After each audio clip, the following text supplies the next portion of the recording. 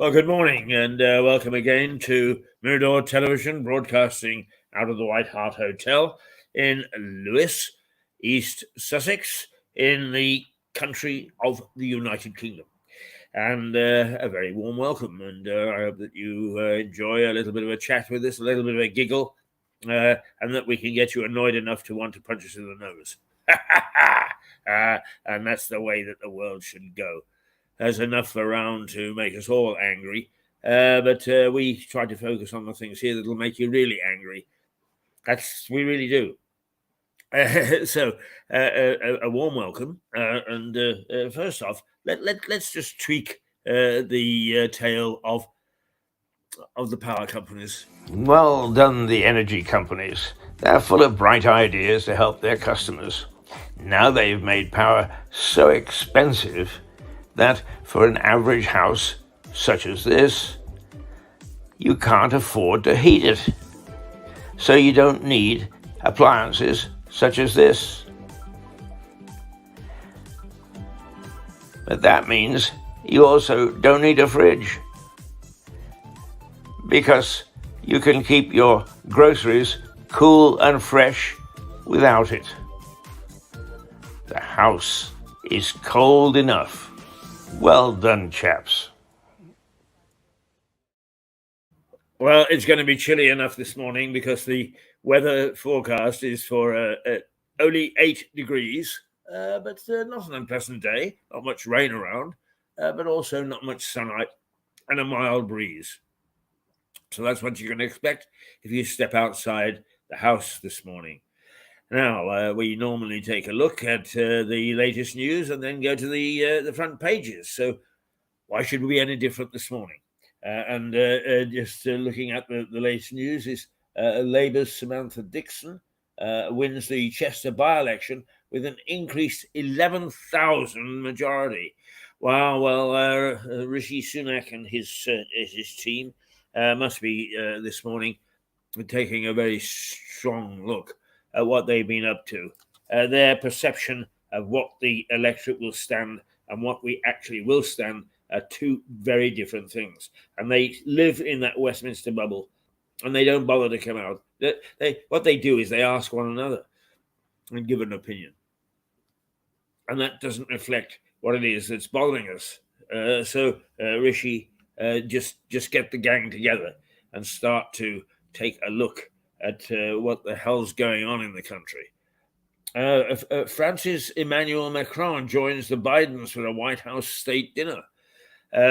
We've got Wills and Kate in Boston at the moment on a goodwill tour. But the French have sent their president to Washington, and Biden is being very chummy.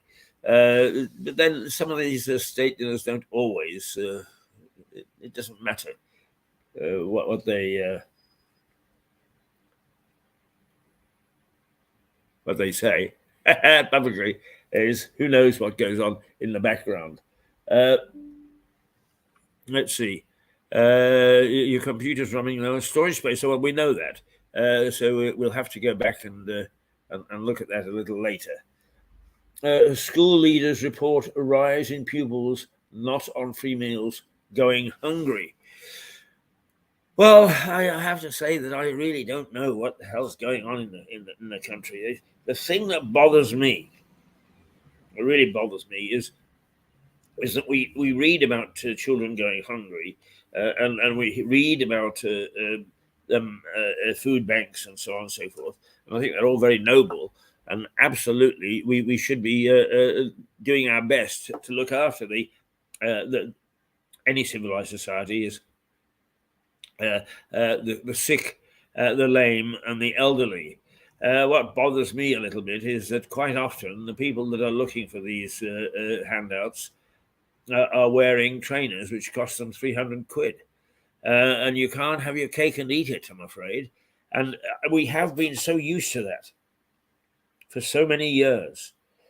Almost the whole of from 2010 to 2020, we were so used to having really lots and easy money, easy access to all sorts of good things. The times have changed. The economy is creaking. The world is at war. Energy supplies are dwindling. We've got inflation. We've got raging food prices. We've got all sorts of things. The days where you can actually wear your 300 pounds trainers and then pick up things for free have gone. We've got to get used to hunkering down, getting used to the fact that we do have a problem now. What we knew yesterday is not what is available today. So it's going to take a while. And there will be lots of rioting, lots of blaming government and so on. But it's time for us to start to be introspective. It's time for us to take a look at ourselves and start to ask, what is it that is available today? And whose fault is it that it's available today? And actually, when you really come right down to it, it's our own fault. We are the people that didn't care much about democracy, didn't matter who's in charge. Everything was hunky-dory. 6 of this, half a dozen of the other. That has changed. It's changed totally. We now need, and our leaders need, to come to grips with the realities. Lifting of lockdown in major Chinese cities signals a shift in COVID stance after a wave of protests. Well, that's a bit of a surprise, I think. The Communist Party in China, communist parties, wherever they rule, are not really that keen on changing the rules. Not really keen at all. And the Chinese are backing down. Instant COVID virus can stay on some groceries for days. Infectious COVID virus can stay on some groceries for days, says the BBC News. Let's see if Sky has any additions to these. Labour wins Chester by-election, right? That we knew. A stark and shaming teachers in England report increase in children who can't afford lunch, yes. The Royals blighted US trip to end Worth with Biden meeting and Eilish at prize giving. So Wills is going to meet Biden. But some of those things are in the front pages of newspapers, so they're nothing has moved forward on that. COVID can live on certain groceries for several days. Well, yes, we just got that. And the NSPCC's Childline reports a 45% rise in the number of boys suffering online sexual abuse, and that's pretty that's pretty naughty. That's pretty naughty. But the update isn't that great. Perhaps what we should do is let's take a look at anything that's happening locally before we actually move on to the newspapers. And let's see, Sussex Life News is the BBC is forecasting snow in Sussex as the new beast from the east is set to hit. Wowee! Are we going to get snow? Oh! BBC forecast snow in Sussex as the new beast from the east could hit Crawley and Brighton. Will that slip over to us in Lewis? Who knows? It would be interesting, won't it? We haven't had snow for quite some time here. A caring woman died while on the way home from one of her many kindnesses, is a headline. A Henfield woman died while on the way home from one of her many kindnesses. Tributes have been paid to a Sussex countrywoman who died in a fatal crash in Woodmancote last month. She died at the scene of a collision on the A281 while returning home from one of her many kindnesses. In a tribute from her family, Jennifer, known as Jen to her loved ones, was described as being well known for working on a family farm in Blackstone in Henfield, which she was very passionate about. The 71-year-old community stalwart was even born on the family farm. That's tragic. Body cam footage shows moments double murderer was arrested at Sussex home, and he has been found guilty. That is Mark Brown, who's a double murderer. He murdered two ladies, and his trial has been going on all week. And long last, the jury has spoken. Right, Brighton 4. Well, we won't go into football. We don't want to go into football. No, we do not. Anything else? A major Sussex retailer is closing down today. Right, who is that? That is the fashion show. Full list of 19 Joules stores to shut today as the firm cuts 133 jobs after a rescue deal. That's Joules, Joules. I'm sure that the ladies know what we're talking about. I'm afraid that it leaves me a bit at sea. Okay, it's time to catch up with the front pages, I think. So let's go to the papers.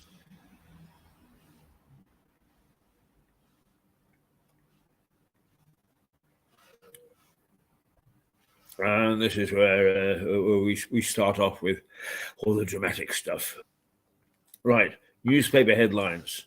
In the Metro, now it's our turn, it says, and it shows Harry and Meghan. The release of the trailer for Prince Harry's and Meghan's Netflix documentary. The Metro says the trailer hints at more damaging claims leveled at the royal family, following the couple's interview with Oprah Winfrey last year, with the paper describing it as a bombshell. It comes a day after the resignation of Prince William's godmother over comments she made to a black charity boss. And that is a storm in a bloody teacup. That is a nonsense. Quite a reasonable question to ask. And in fact, I asked the same thing. Her name is Nigerian, and I find that fascinating. I would really like to talk to this lady, not about her charity work, but I've been in Nigeria, not just Lagos, not just Abuja.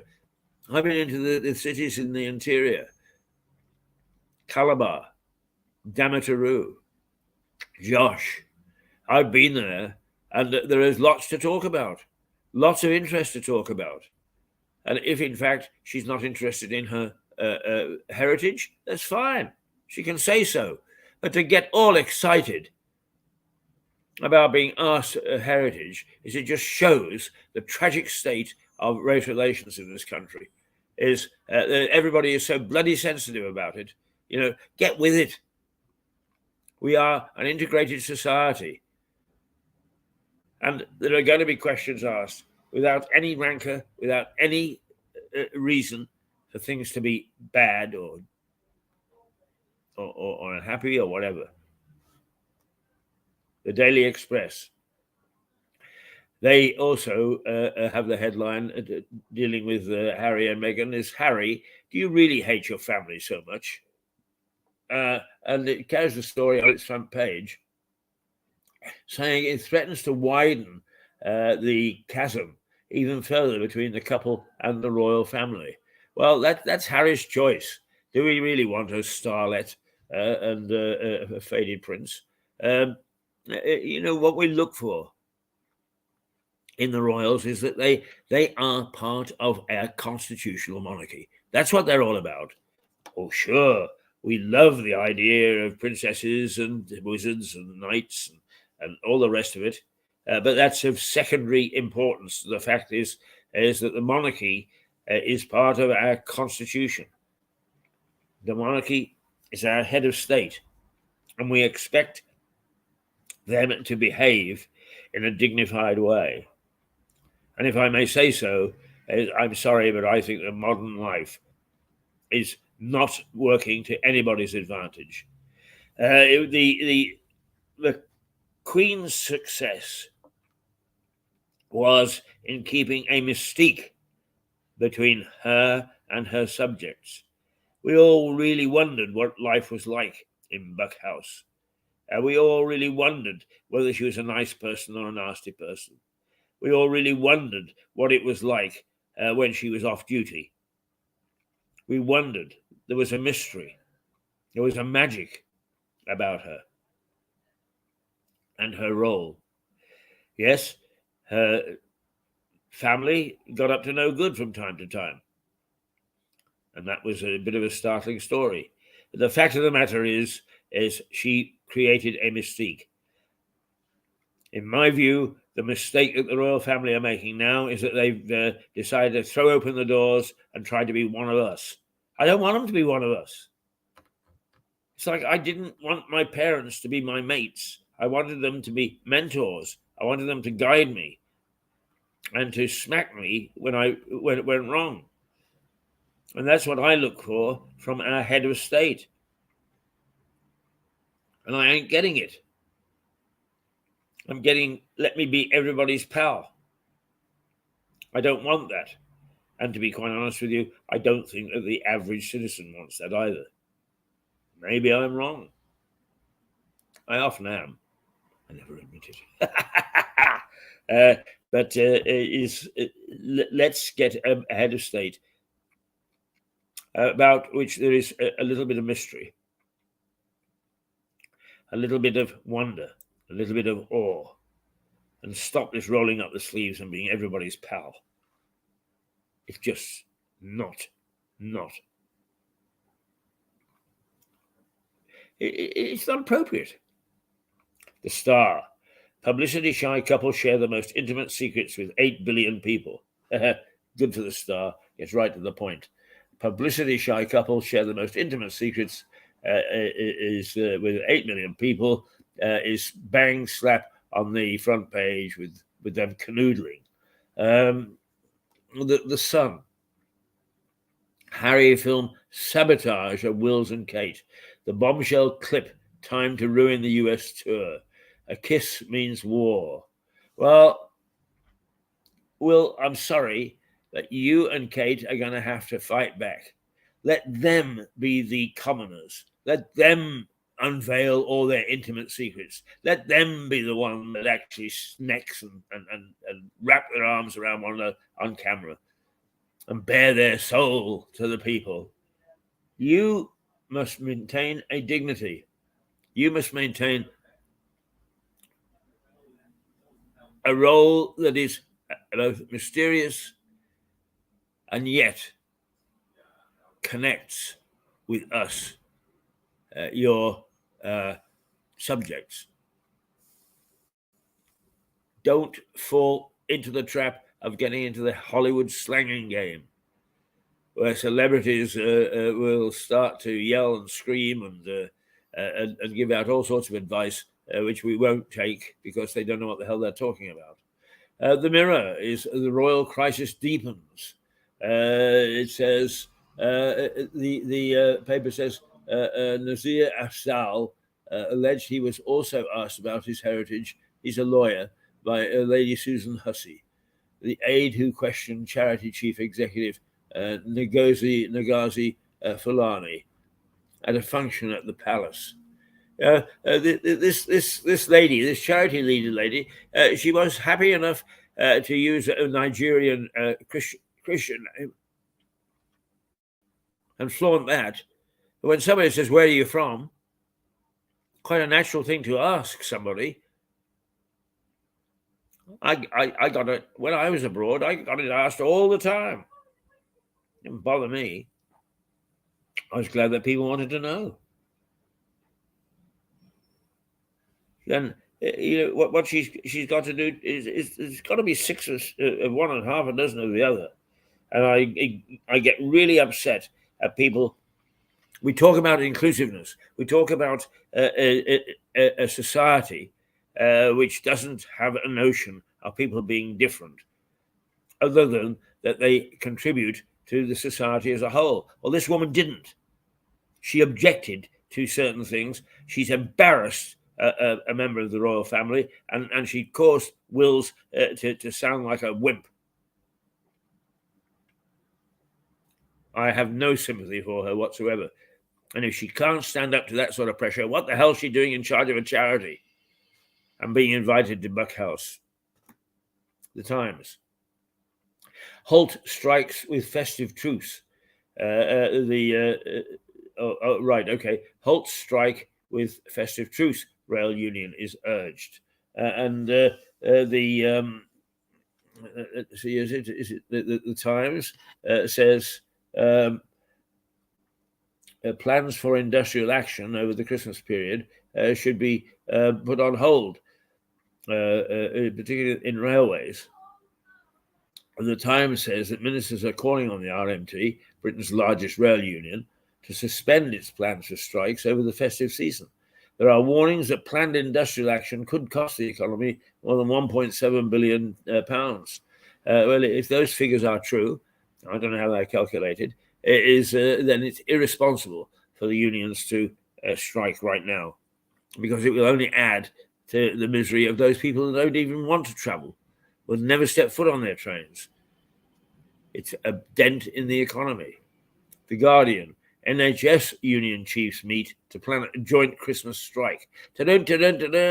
On the one hand, we don't want the trains to strike. On the other, we're quite happy for NHS people to strike. No, I'm not. None of them have come to the realization that the soft times, the good times have gone. We have to fight our way out of them, and we have to live through these bad times. And striking and making demands that nobody can meet is not going to help the situation. The Daily Telegraph. Number 10, rows back on the university's free speech. Rows back, I think it probably means, is what it's saying is a free speech law designed to prevent universities from cancelling controversial speakers has been watered down. The government has made concessions to institutions over new powers it had drawn up to enable academics and students to sue for breaching their right to free speech, the paper says. You see that? Oh, this is what we're going to do. That's headlines. And then as it goes through the legislative process, it does get watered down. People back off. What I think we are looking for is strong government. This is what we said we would do, and we're going to do it. And the devil take the hindmost. That's what I want from my government. That's what I want from my government. The Daily Mail. Bonkers COVID plan to release prisoners. Oh, right. The Mail carries extracts from former Health Secretary Matt Hancock's new book on its front page. The book, titled Pandemic Diaries, details government strategy during the COVID crisis in the UK. Among the plans alleged to have been considered by ministers during the pandemic was to release thousands of prisoners to stop them catching the virus. Yeah, it's bonkers. Bonkers indeed. Right, the Royal Mail's Parcel Mountain revealed with warnings on Christmas post. Apparently the post offices are just jam-packed. And there we're experiencing threats of strikes. A lot of people aren't going to get their Christmas goodies until after Christmas. Is that so bad? Okay, some children may be disappointed, but the rest of us can shoulder that, surely. The Financial Times, Blackstone caps outflows from $125 billion property fund. Well, let's see if we can get an explanation of that. The Financial Times reports that private equity group Blackstone has limited withdrawals from its $125 billion real estate investment fund following a surge in redemption requests. In other words, a lot of people have said, I want my money back, or I want my money out. The paper says investors are clamoring to get their hands on cash as concerns grow over the long-term health of the commercial property market. The TV's front page, the FT's front page, also features an image of Joe Biden and Emmanuel Macron clasping hands at the White House during the first day of the French president's state visit to the United States.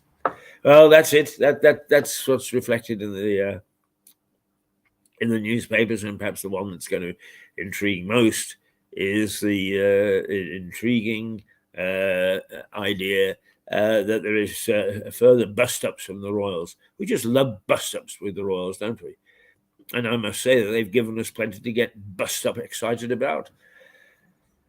But in the long run, what I want to see a steady, reliable head of state in what I consider to be the very best form of government anywhere in the world, and that is the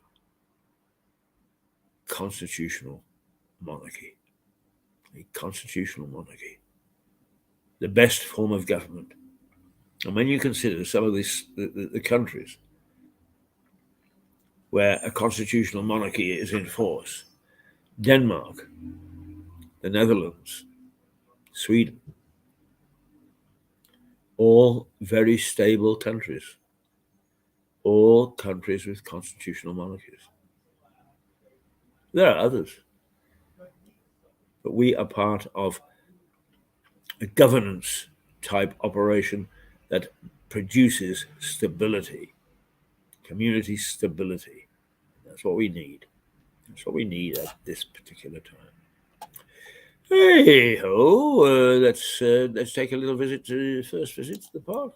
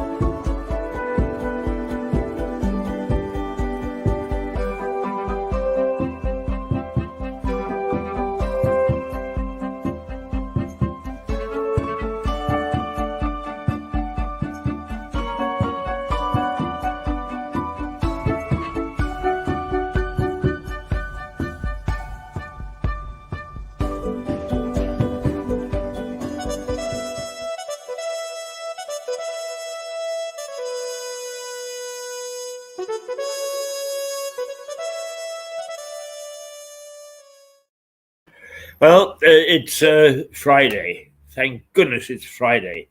And it is the 2nd of December. Where did the year go to? We are now in the final year.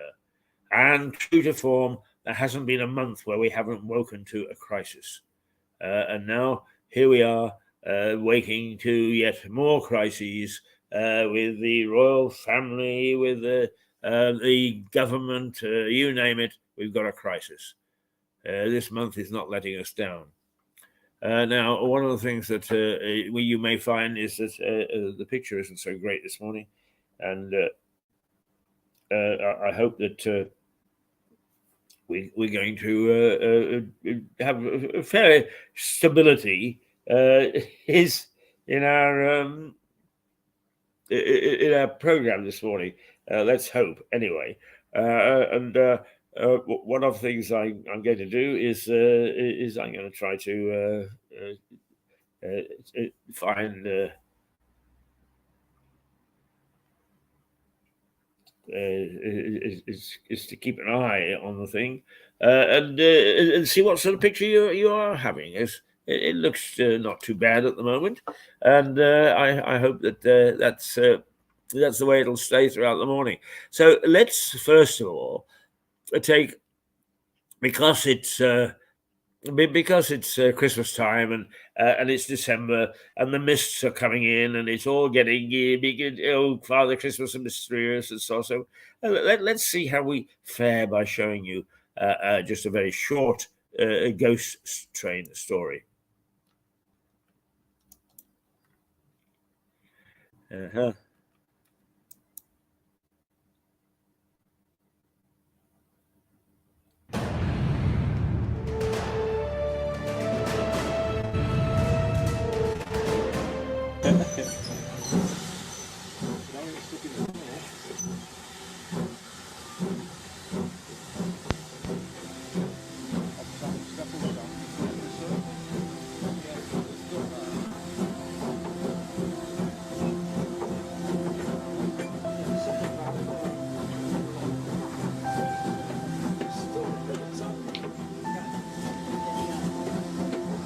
Many people find commuting by train tiresome.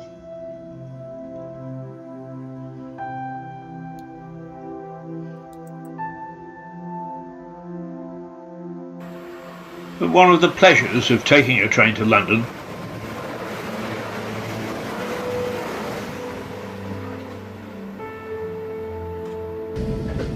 is that it passes through some of the most beautiful countryside in the UK. None more so than the view of the countryside as the line approaches Clayton Tunnel, just north of Brighton.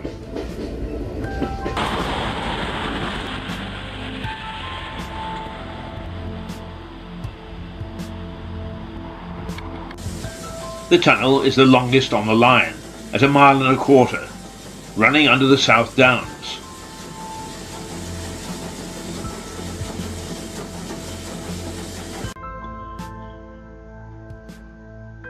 It's unusual because the entrance is not the usual railway brick. It is instead designed to look like the gateway to a castle. On top is a cottage built for the railway's lightkeeper in 1849. The tunnel itself was opened in 1841 and the cottage added later. Idyllic.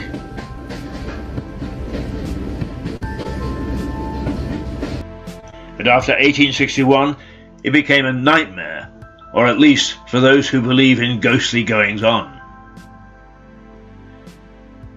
In August of that year, a night train left Brighton, travelling north to London.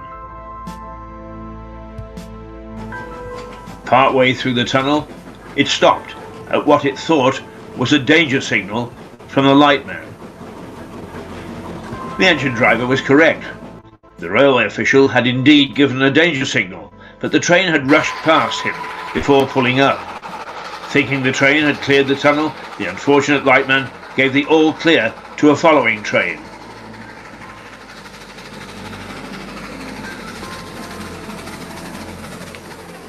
And it slammed into the back of the first train in the dark, killing 23 and injuring 176 more.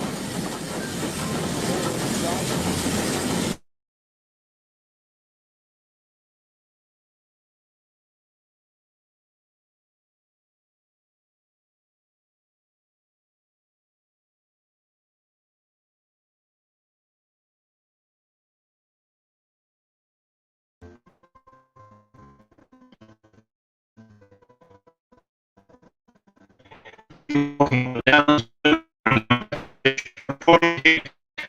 the banks.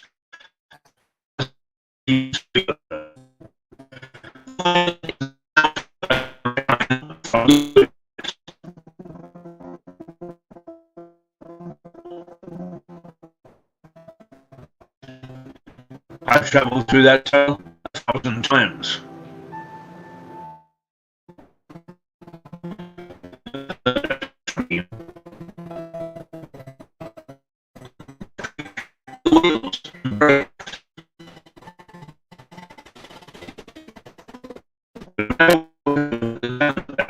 Either.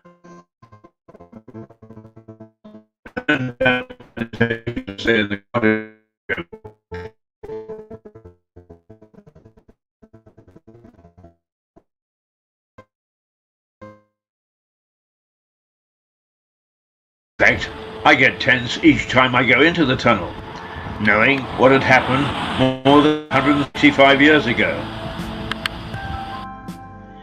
But my fellow passengers carry on reading their newspapers, obviously oblivious to both the tragedy and the ghosts.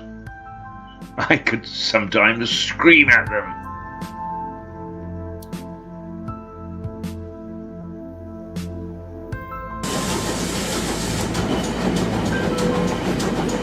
The ghosts of Clayton Tunnel. Eerie.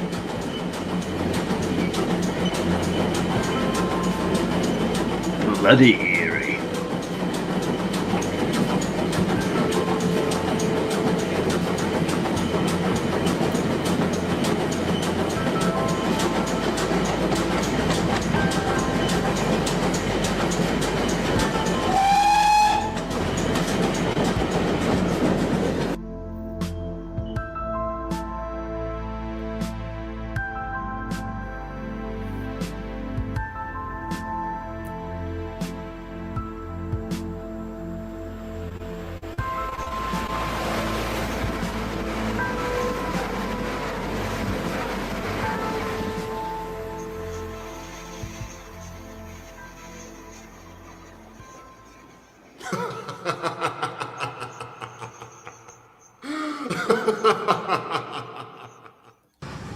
Well, there we are.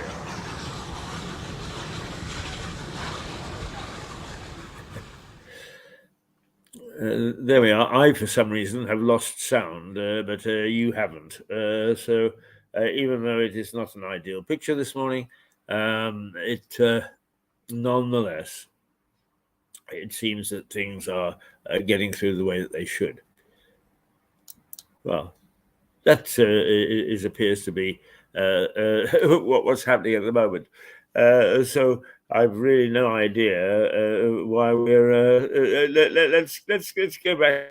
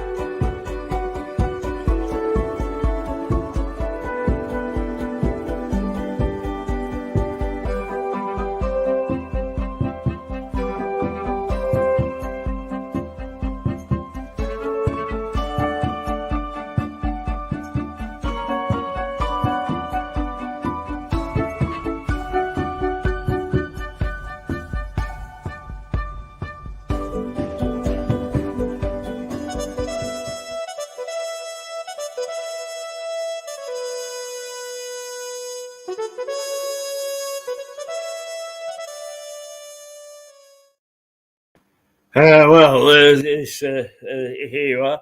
It's me, the Mouth, Keith Hayes, broadcasting from the White Hart Hotel in Lewes, East Sussex. We are local, but not parochial. We like to think that we discuss things of importance to both the world and to our country and to the wider congregation, while still keeping an eye on the fact that we are based in Lewes and we need to look after our local community. So we try to straddle the world while still keeping an eye on what's happening outside the front door. And outside the front door, here in Mirador Television, is Lewes High Street, wonderful high street that has more history to it than you can shake a stick at. And we look across at the assizes at the Crown Court, which we've had since the since pre-Norman times. We have had the key court of the land, and some fine cases it has seen. If you like the talk about killers and murderers being tried here as fine cases. But there we go. Depends on your point of view, doesn't it? Depends on your point of view.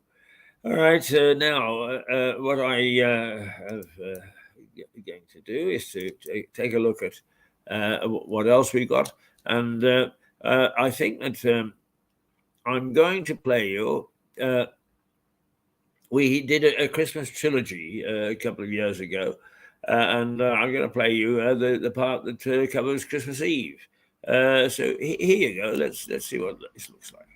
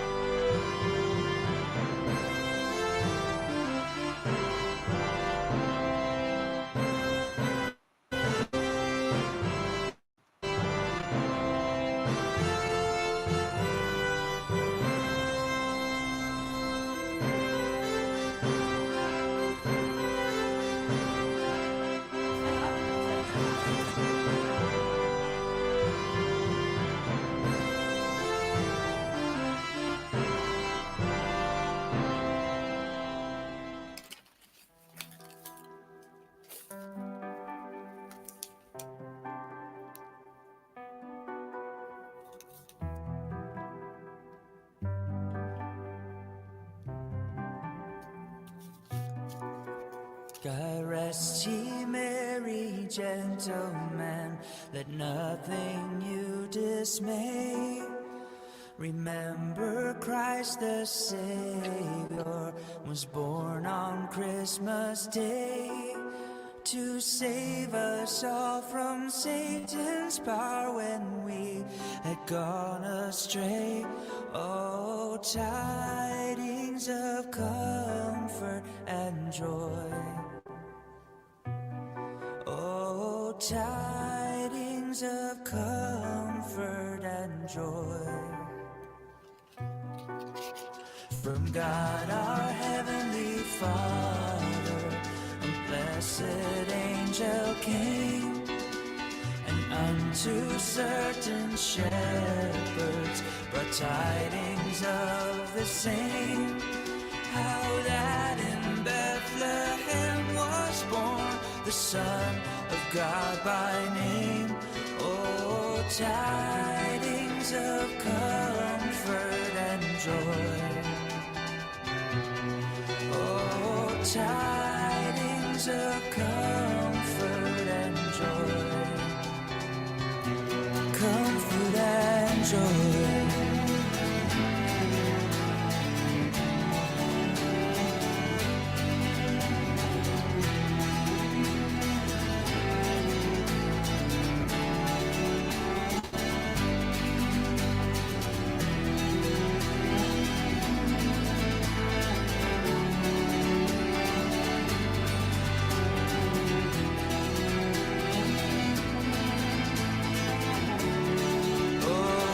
Tidings of comfort and joy. Oh, tidings of comfort and joy.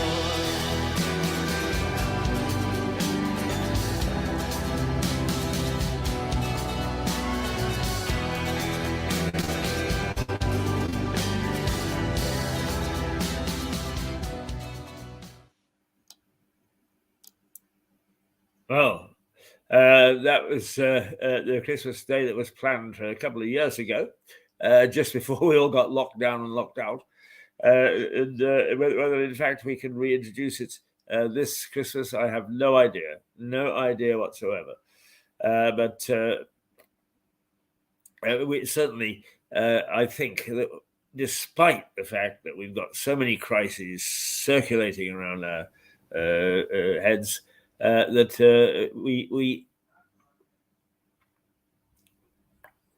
we're ready for a decent Christmas, aren't we? We're ready to kick up our heels and shuck off this very bad year, even if it is reflective of what's happening. And as my caution has been from my rant to start off with today, is don't expect too much, because we are entering a phase where things aren't going to be easy. Life isn't going to be handed to us on a plate the way it has been for the last few years. What we are going to do is to face all sorts of problems.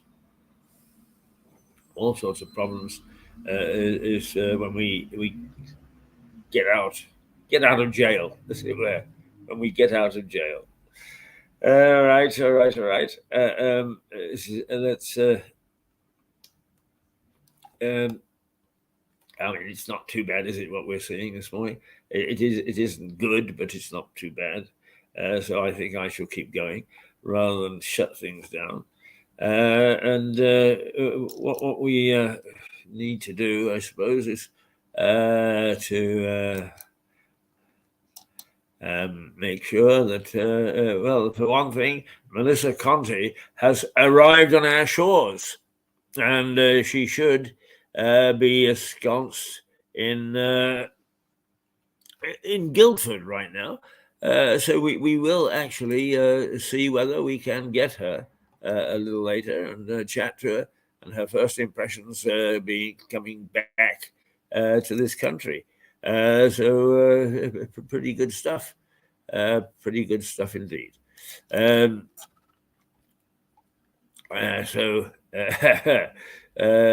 we will take a look at. Well, one of the things that we said that we would do is we would show leading up to Christmas is a half an episode of the bloody past of a tiny town, and I certainly have got it on file if it'll actually play, and we should. Well, I said that I got it on file. Yes, we have. So let's go to episode 2 of A Bloody Past of a Tiny Town, the story of Lewis as seen through these eyes, and we'll catch up with the chaps on the bowling green, and what better way?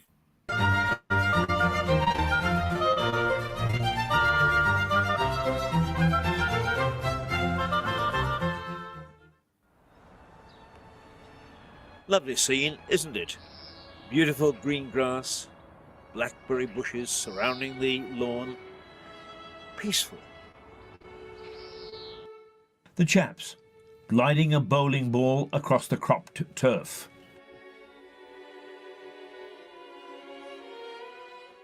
Couldn't be more pleasant. But this bowling green was originally the tilting ground for the castle. A bit like the local football club, Norman Knights turned up regularly to practice cutting off ears, piercing armour with pike or sword. Or even more dramatically, they charged at one another with pointed lances, determined to knock an opponent to the ground, ready to perform the coup de grace, that last fatal plunge of the sword in the unguarded bit of flesh, the throat.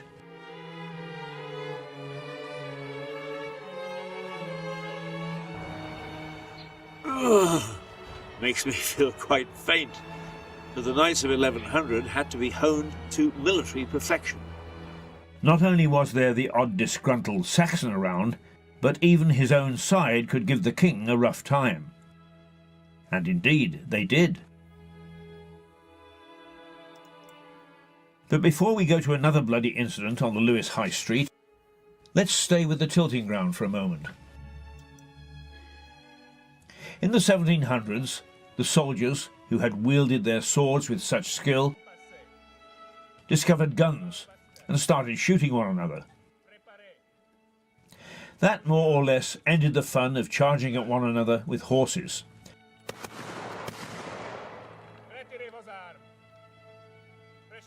And so this bit of real estate was up for grabs, and the local Crown bowlers seized the opportunity in 1751 and turned tilting into bowling.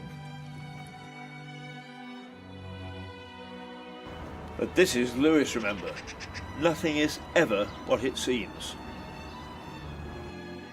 The horses had ploughed up the ground a bit, so the surface wasn't even. You can see the bumps and ridges across the green.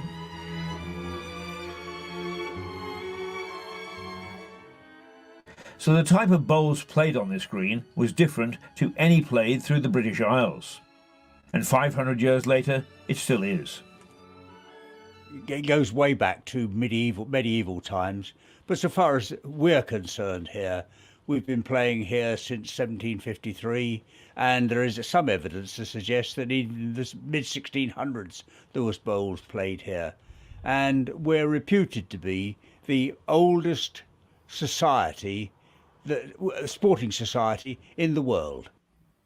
Very unique, and we're unique in many respects. I mean, firstly, the woods are unique in that most of them over 100 years old. They're lignum vitae, which is very, very hard wood, and that's the reason, of course, they've survived as long as they have. The jack is biased, which is very unusual, and the green is undulating, very undulating. There's not another green anywhere in this country so far as we know, and it makes for a very fascinating but unique game, one that we can't play any other club because there aren't any that play like this. We have a membership of 50 only or 55 now, because that's all the woods we have. They're handed down from person to person. We have a championship game in the summer because we have a competition throughout the year, which is within the club. And I think the winner of that is not only our own champion, but we can consider he's world champion. As long as we can retain the green, and I think we can retain the green, as long as we can do that, there's no reason why this society shouldn't continue ad infinitum almost. It's a great Lewes establishment. So bowling in Lewes is completely unique.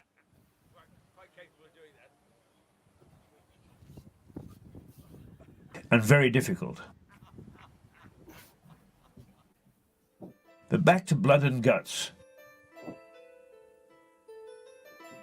In the last episode, I spoke of a battle between the king and some of his barons. The king, Henry III, held the castle.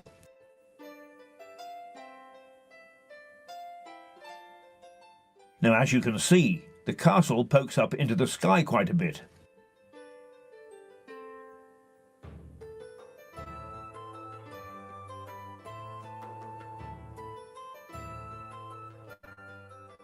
The Motter is a man-made hill.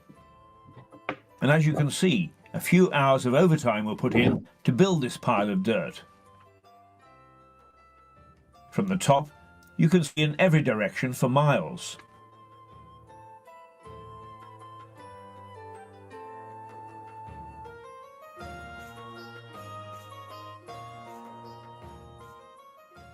Almost impossible to creep up without being noticed. And there was a moat to cross as well.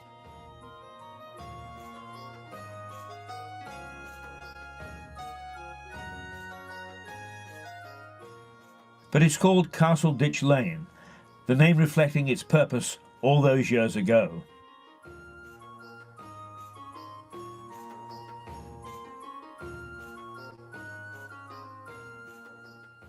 The king, rather unsportingly, had more men on his side than the barons. But it seems he fell asleep at the switch, and on that meadow over there, Simon de Montfort drew up his troops and joined battle. Fighting was fierce. After all, they'd all been on their own tilting greens, preparing for such a showdown as this. The battle was short and sharp, and the barons put the royal troops to flight. And they showed no mercy.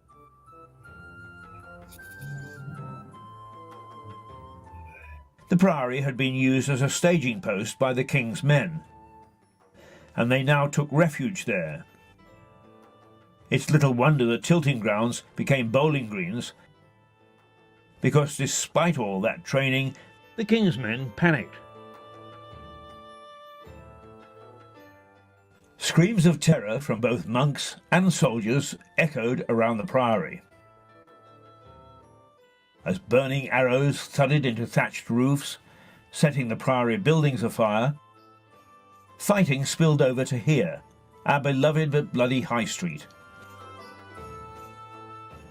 Soldiers were either massacred or crushed to death as they tried to get across the bridge over the River Ouse.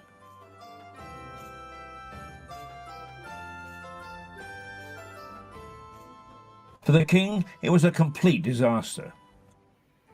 De Montfort, he split his armies up on the hills behind us in the Chalk Downs.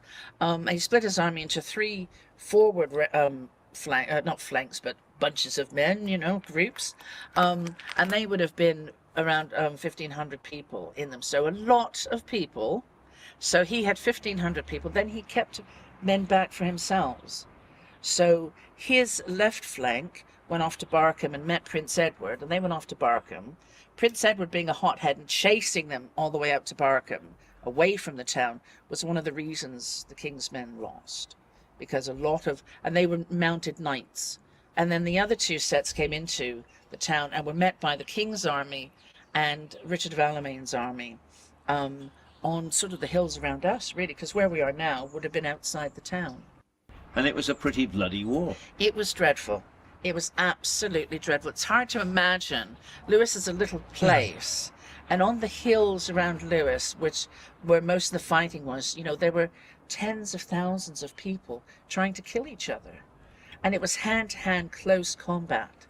And you didn't often die of wounds on the battlefield immediately.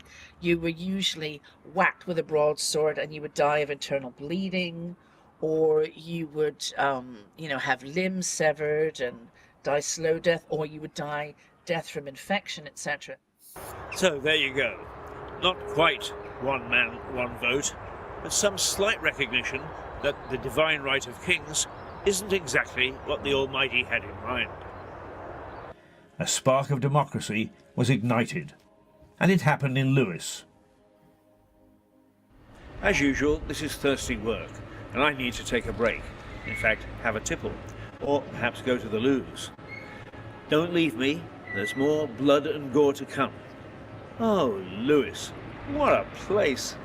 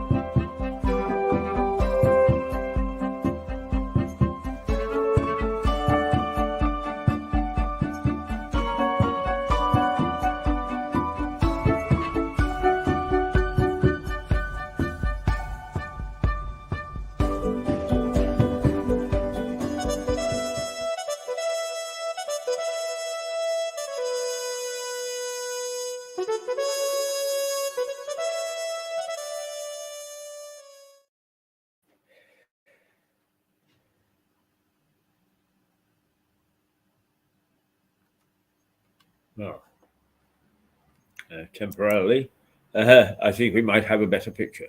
Let's cross our fingers and hope that it will last for a little while. That was the bloody pass to the tiny town. It is now 9:30 on the second day of September in the year 2022. What a year it has been. What a year it has been. And not at all a happy circumstance. It is ending much the same as it started, with trauma, crisis, and decision making, or not decision making, as the case may be. One of the significant things overnight is Labour taking a by-election and taking it by an increased majority of 11,000. So quite a big swing to Labour. They did have the seat in the first place, but boy, they've increased their majority enormously. And I think that some of the papers have said that Rishi Sunak needs to take a grip. These backbenchers who have caused all the trouble had got totally the wrong end of the stick. Right or wrong, we wanted stable government, people to make decisions. And were they making decisions? No, they were not. They were vacillating one way or another, terrified of their own shadow, but terrified of their own backbenchers. And that is not good enough. And those backbenchers should hang their head in shame. And I hope that they will be thoroughly punished at the next election. I don't hold any brief for any political party. I say a plague on all their houses, and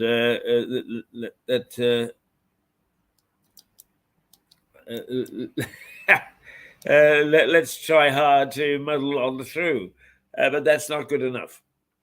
In our democracy, excuse me while I just make my chair a little more comfortable. And it's quite cool this morning, by the way. It's chilly. It's only going to reach 8 degrees, and it's not going to be warm at all. So wrap up. Heavy coat time. But nonetheless, what we can expect is more trauma from the royals, more trauma from Ukraine, more trauma from the cost of living, and more trauma from Scottish independence, and more trauma from Irish integration, more trauma from Welsh nationalism. You name it, we've got it, and it's plenty to keep us busy in that sense, in the political sense. In the social sense, last night was late night shopping in Lewis, and I hope that it went well. One of the things that when you live just out of town that is a problem is that the first thing to be affected with anything that happens on the high street is that the buses stop, or they close down, they don't run. So as a consequence, it's difficult to stay in for some of these things unless you've got an independent way home. And even then, you've got to find a parking place and all the rest of the trauma that a car brings. So we hope that everything went off according to Hoyle, and that everybody had a very, very good time. And actually picked up some bargains. I popped into Beckworth, who were going to, I think she said that she was going to offer mulled cider, if I'm not mistaken, and a few nibbles. And everybody gets very hospitable. Everybody opens up their front door to the public. Not a bad scene at all. Not a bad scene at all. That was Lewis last night. Lewis this morning looks okay. The town is in one piece. The traffic is going up and down the high street. However, the buses most certainly were not as busy this morning as they have been. In fact, the bus that I came in was virtually empty. So I have almost a personal taxi with sort of 60 or 70 seats. I don't mind changing it. I just saw a walk past the window to our studio here in the White Hart Hotel. Window cleaner Andy, who is one of the great characters of this town, and who he's a bit of a bloody gossip. Andy, I try hard to catch him cleaning windows, and he's always talking to his clients, but they seem to love it. So that's where we stand with that. All right. Now, while we've got a window of opportunity, let us take a look at where we are. And I think that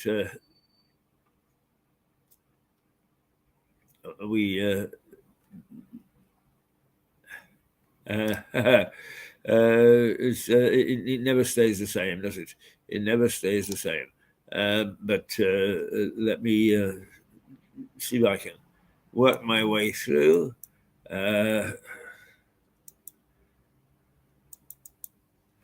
And we hope that hang on. This is what I'm really looking for. Is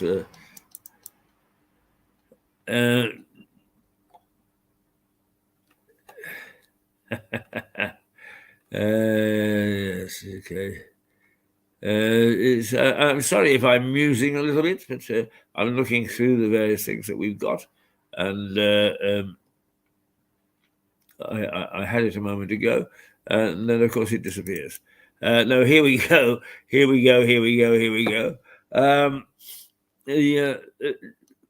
We showed you some food tastings before the lockdown, with the former mayor, John Lamb, and two colleagues tasting stuff from Aldi, Waitrose, and Tesco.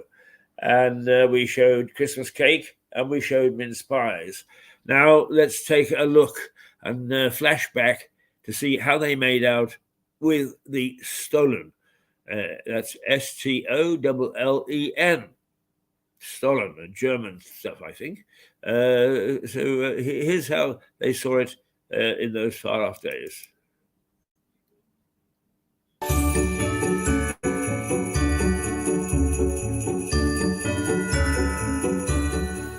Well, we've got a panel of 3 expert tasters, a mayor, a broadcaster, and a salesperson. And now it's Stollen. I think that's the correct pronunciation, which are sort of little tidbits, and they come from Germany. Oh, very tasty they are. But what are the panel going to make of them? Tesco, Stollen bites. Sweet marzipan filling made with raisins, dipped in almond syrup and dusted with powdered sugar. No alcohol, I don't think. But anyway, that's number 1 that they're going to taste. Number 2, from Aldi. A nice little package, actually, and there you are. You can see what a Stollen is all about. A marzipan. What has it got into it? Mixed citrus peel and a delicious marzipan centre with juicy raisins. Once again, no alcohol. Never mind. I suppose that I don't mind missing this tasting. And here we go with the third one from Waitrose. 12 Stollen bites. Stollen. It always reminds me of how when you're on a diet you steal things, right? Made with vine fruits, glacé cherries and marzipan. Finished with rum, butter and a sweet dusting. At long last we got around to a little bit of rum anyway. So those are the 3 Stollen bites. Hi, welcome back again. John Lamb here. I'm on my, I was going to say final lap, but perhaps that should be final course. This time I'm tasting Stollen, which the guys at Mirador tell me comes from Germany and dates back 900 years. So I don't think any of this stuff is 900 years old. I'd also like to say I'm very pleased to be eating Stollen because we have in Lewes quite close contacts with a town called Waldshutingen, which is our twin town on the Rhine, and I expect they'll be eating plenty of Stollen at Christmas time. Anyway, let's dig in.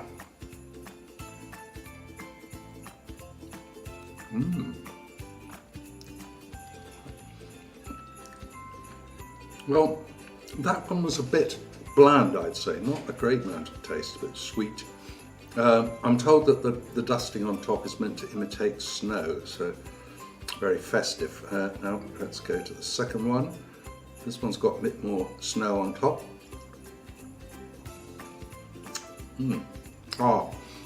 Yeah, more flavour coming through. I think I'm channeling Paul Hollywood now. No soggy bottoms. I have another quick bite. Yeah, the fruit I thought was nice in that one. And the third one looks a bit more solid than the others. Bit dry, that one I'd say. Certainly hasn't got the same flavour as the last one I had. But I'd be happy to eat any of those. Okay, well, I think in first place I'm going to go with this one in the middle. Second place is this one on the green saucer, and the dry one on the sort of Fair saucer, I think, is in third place. Thank you. Okay, thank you. Your first place was from Waitrose. Oh. And your second place was from Tesco's. And your last place is from Aldi. All right. Well, so it looks as though Aldi kind of lose and Waitrose are on top. Well, I suppose they ought to, because you're paying a hell of a lot more at Waitrose. Slight change of direction, and we're going to start with my left first. This feels quite moist to pick up. It's got quite a solid base, bit of snow on the top. Let's give this a bite.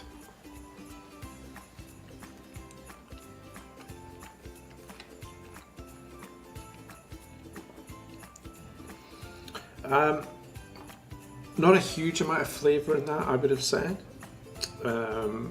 Slightly disappointing. So we'll go on to this one. This is actually baked slightly differently, I think. It seems to have more of a pastry all around it, so we'll give this a try.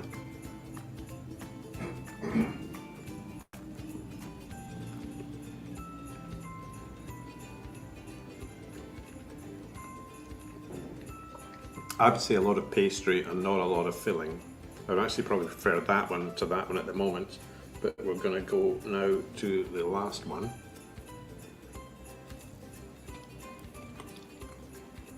Wow, that is sweet. Sweet and much more syrupy. This is difficult, but I would probably go for this one as my favourite. This one in second place, although it doesn't have as much filling as I might have hoped for. And this one in third place because it is sweet and maybe a little bit too syrupy for my liking, but obviously it's a personal choice here. So your last place is Tesco's. And second place is Aldi. And your first place is from Waitrose.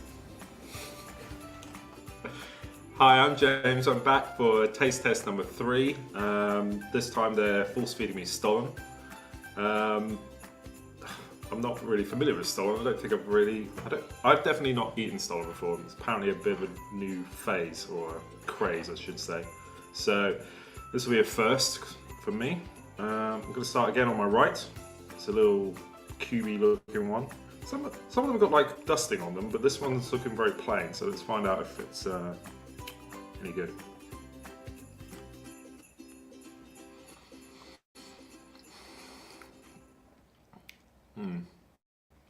Well, it's my first time, and I can't say I'm a big fan. That's it's okay. It's a bit very strange.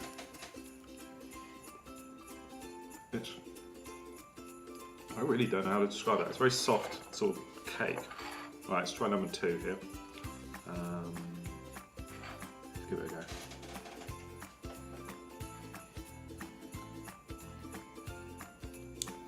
That one's much nicer. I like that. It's got good. The topping's nice, and it's got much nicer flavour. And it's less firm. The first one was a bit firm and sticky. I didn't like that at all. Okay, so number 3.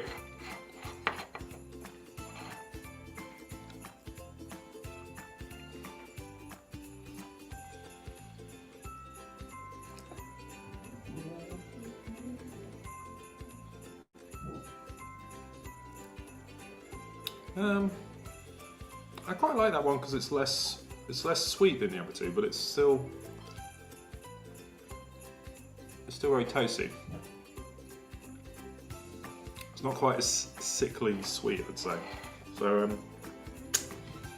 I think for me, I would rate the third one my favourite, the second one second, and the first one I wasn't a big fan of that one at all. So yeah, that would be the order I'd go for. Your least favourite is from Tesco's. Bah. And your second favourite, or middle ground, is Waitrose this time. Oh, okay. And so the winner is from Aldi. Aldi, there you go. Get down there. Stollen. Beautiful German Stollen. And the winner was Waitrose. But I'm not eating Stollen goods. I'm off.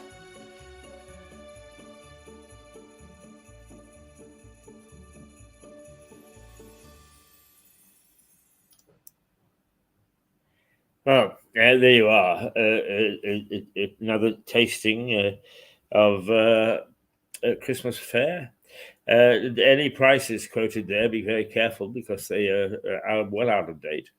But the products seem to be the sort of thing that the supermarkets mentioned, continue to bring in.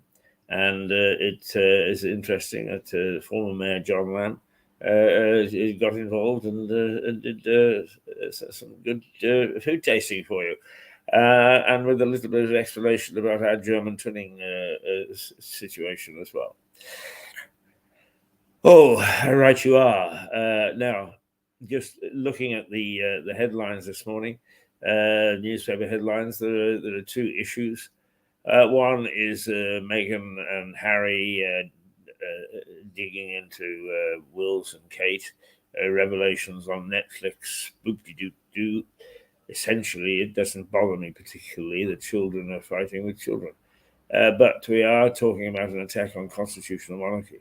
And that really is, well, if it living in another time, would have been right for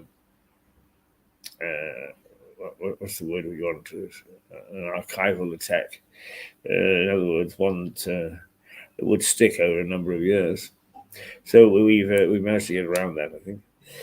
All right. Where are we broadcasting from? We are broadcasting from the White Hart Hotel in the center of Lewes. Where is Lewes? Lewes is the county town of East Sussex. Very ancient. It seems that King Alfred gave it its first charter in somewhere around 800 AD, after the Romans had left, but before the Normans had conquered. And so a flourishing community here is always on the cards. The funny thing is, of course, is what we do is we tend to say, oh, well, in 800, and then 1066, of course, is the Battle of Hastings, and the Normans came and took over. Now, that's, I mean, a good 200 years difference. So things didn't change overnight. Lewes, before 1066, before the Normans came, had an era of prosperity. It was an interesting market town, and it had interesting visitors and people coming here for a variety of reasons. So it goes back. It is old.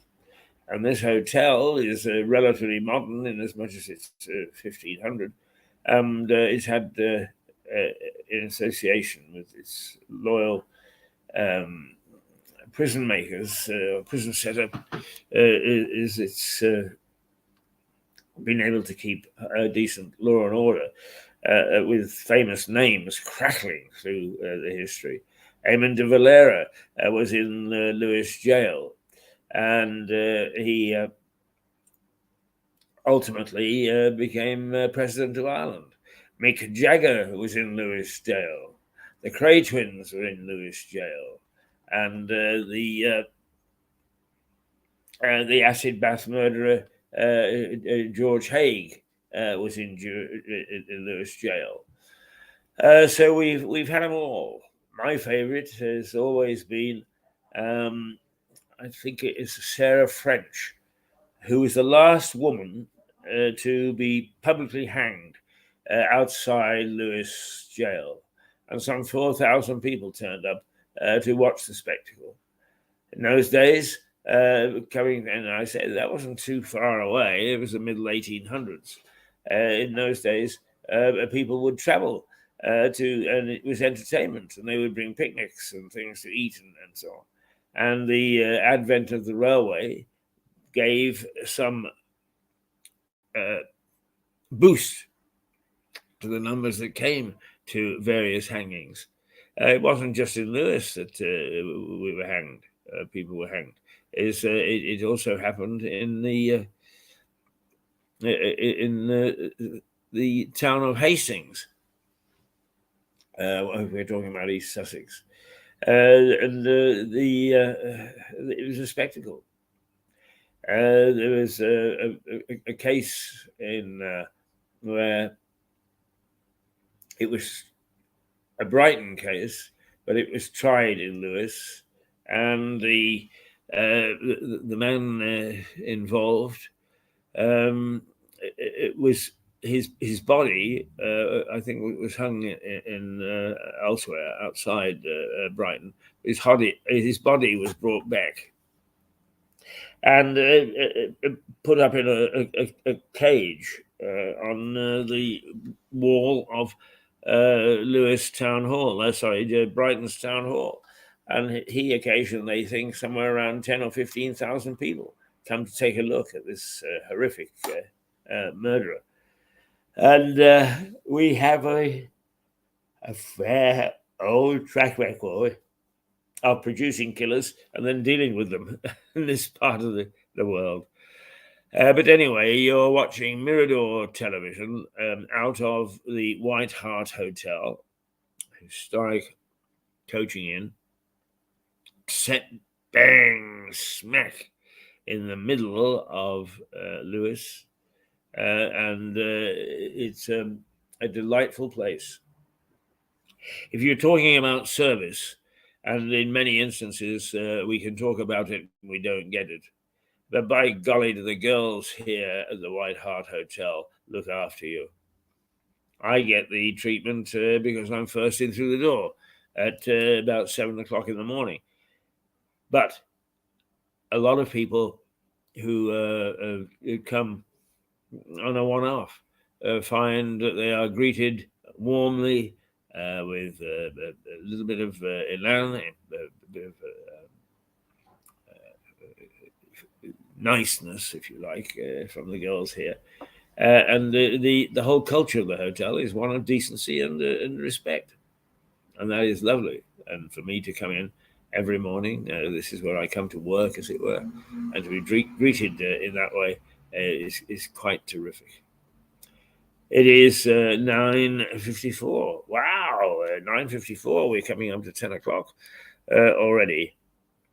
And the 9:54 is the witching hour, in as much as Melissa would normally join us.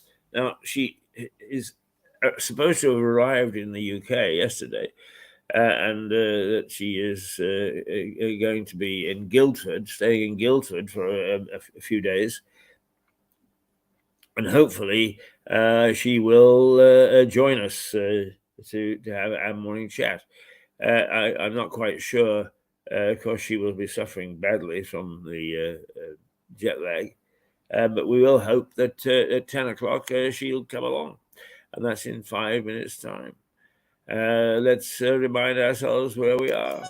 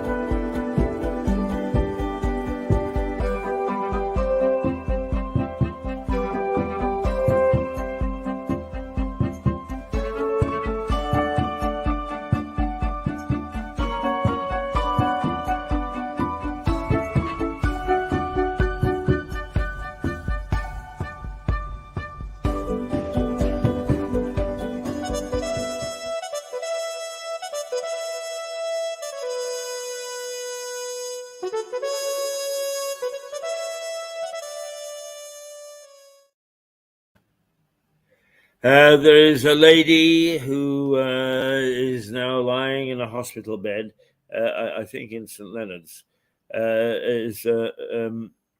who did an enormous amount of good work for charity. There was barely a day went by where she was not evident in the precinct. Susan Harris, who did a tremendous amount of work for Action research, cancer research. This is, I knew I'd get there eventually.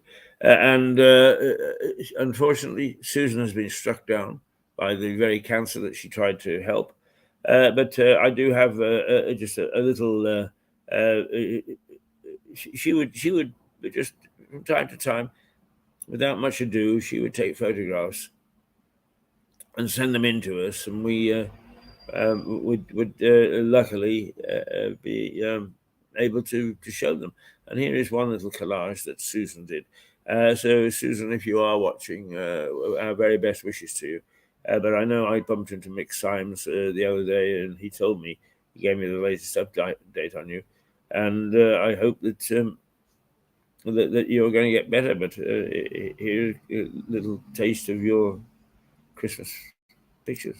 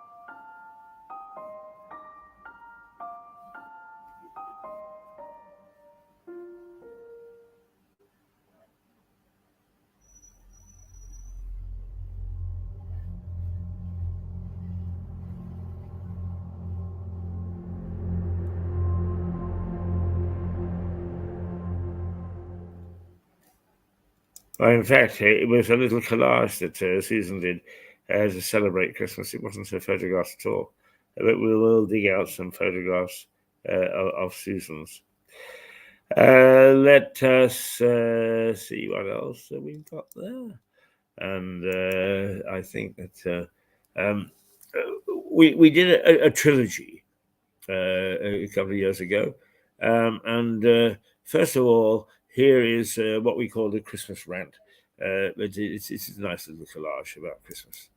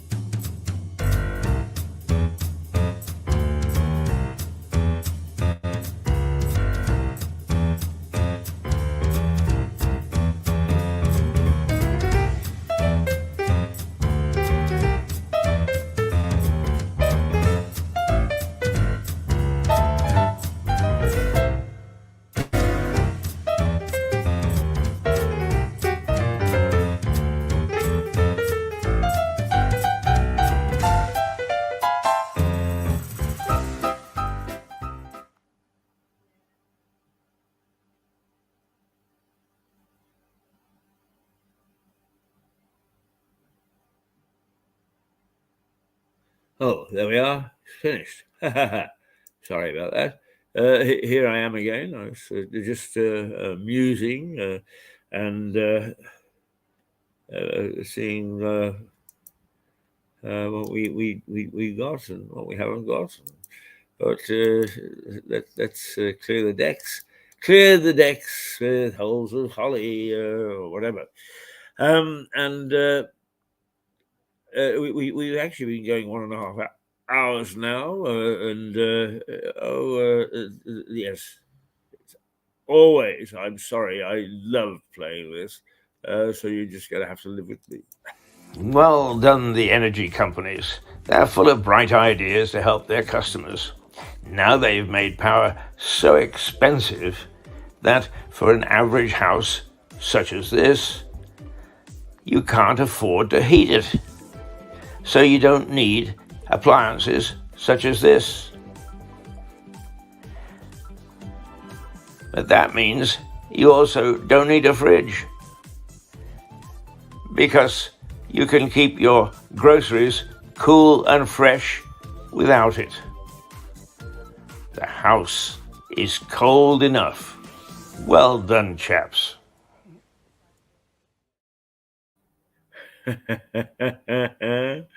I can't help it. I really can't help it. I just love. Now, the other thing that we have done in the past, and that is we have reminded everybody that we are very well off, thank you. Even though I have been ranting this morning about the fact that we've got to get used to the fact times are tough, much tougher. But there are those in the world who do not have it so good. How many? You'd be surprised at the number. And the numbers have probably not changed very much from the time that this was put up 2 years ago, 3 years ago. So here we go. Try this. Oops. Oh dear. It doesn't exist. So we can't put that up. Is one thing I did come across is this little clip about Santa bloomers.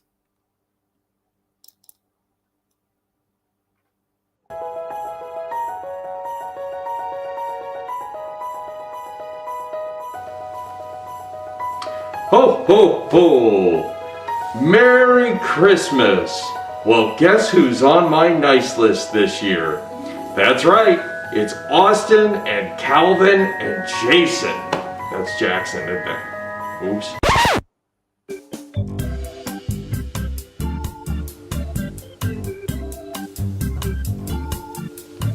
Well, guess who's on my nice list this year? Well, then I just wanted to let you. This is terrible. And stay on the nice list when I come through. So good, and I got it. Is that right? We'll be stopping at your house. So we'll. Man, I had it too. We'll see you soon. Have a Merry Christmas. Ho ho ho.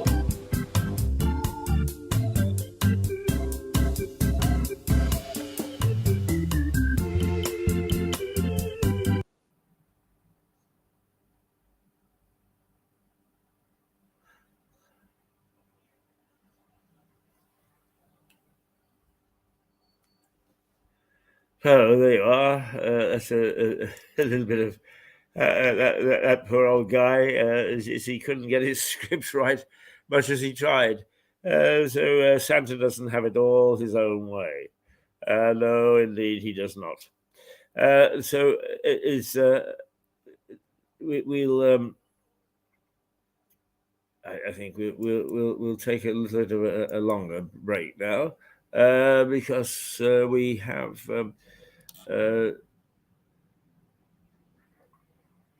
Well, I think we do. Well, actually, we've been going through the photographs at a great rate of knots, and I'm a bit surprised that we have not that much material left to show you. But we'll look for some more, shall we? And why not?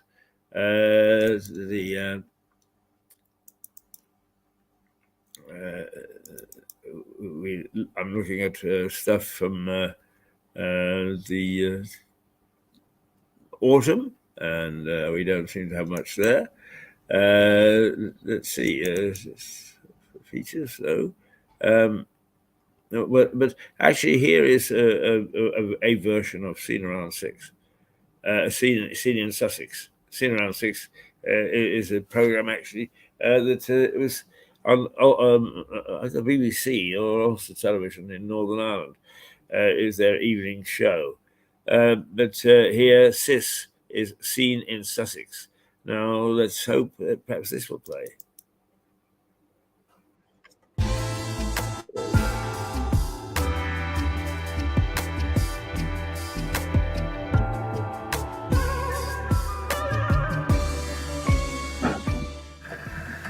Scene in Sussex.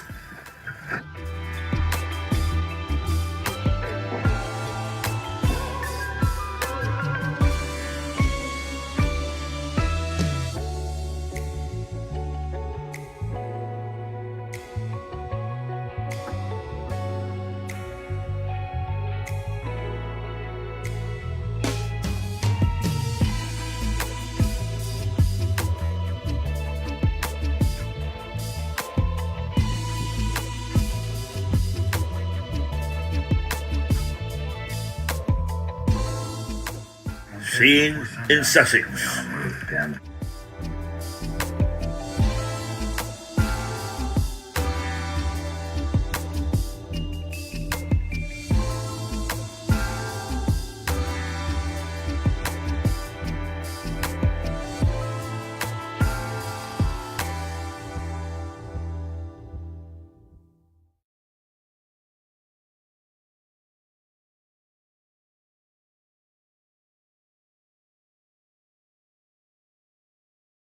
All right, a little vignette of the beautiful area in which we live, and it doesn't lose its beauty because it's Christmas. Indeed, it does not. We'll see what else I can actually find. I'm a bit surprised that I didn't choose more things this morning, but I didn't. We are really looking around for stuff that is appropriate to you. To taking a look. Okay.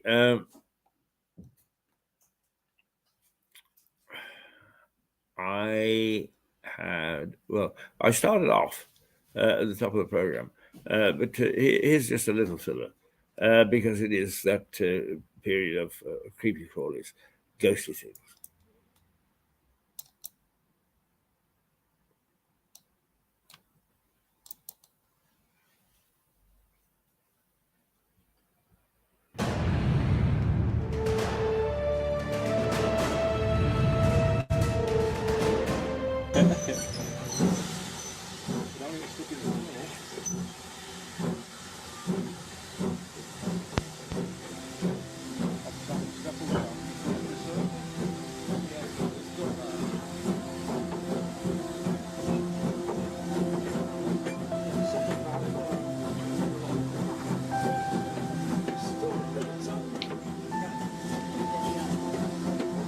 Many people find commuting by train tiresome.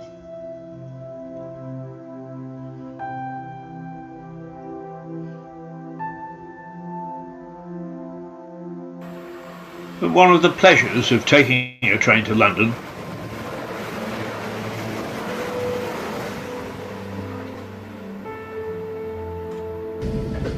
is that it passes through some of the most beautiful countryside in the UK. None more so than the view of the countryside as the line approaches Clayton Tunnel, just north of Brighton.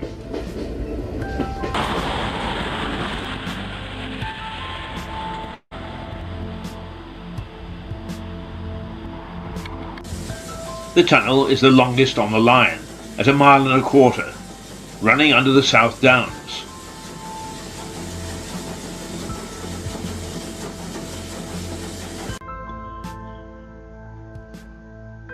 It's unusual because the entrance is not the usual railway brick. It is instead designed to look like the gateway to a castle. On top is a cottage built for the railway's lightkeeper in 1849. The tunnel itself was opened in 1841 and the cottage added later. Idyllic.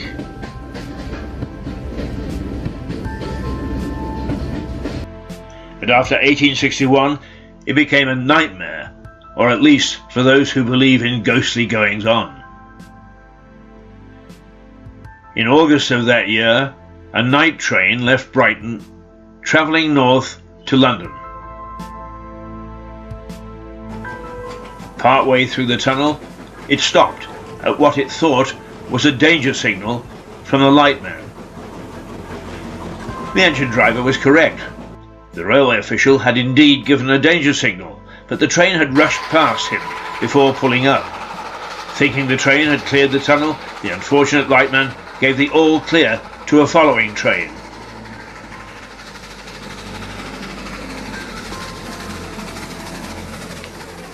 And it slammed into the back of the first train in the dark, killing 23 and injuring 176 more.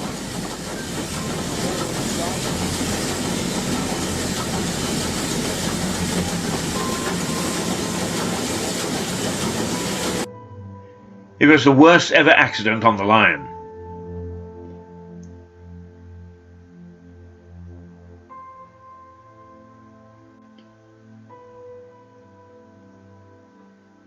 And people walking on the downs over the underground passage have reported hearing the screams of the passengers as the trains piled into each other.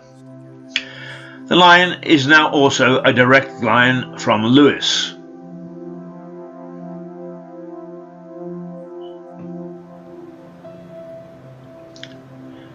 I've travelled through that tunnel 1,000 times. I've never heard a scream other than the screech of the wheels and brakes. But I've never walked over the downs at that point either. And I turned down an invitation to stay in the cottage overnight.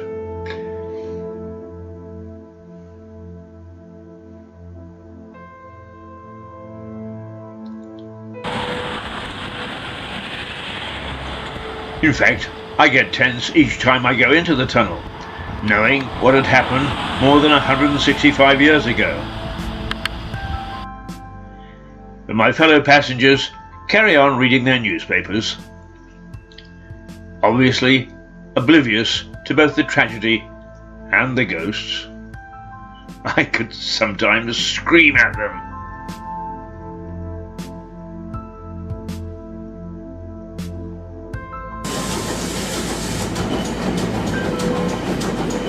The ghosts of Clayton Tunnel. Eerie.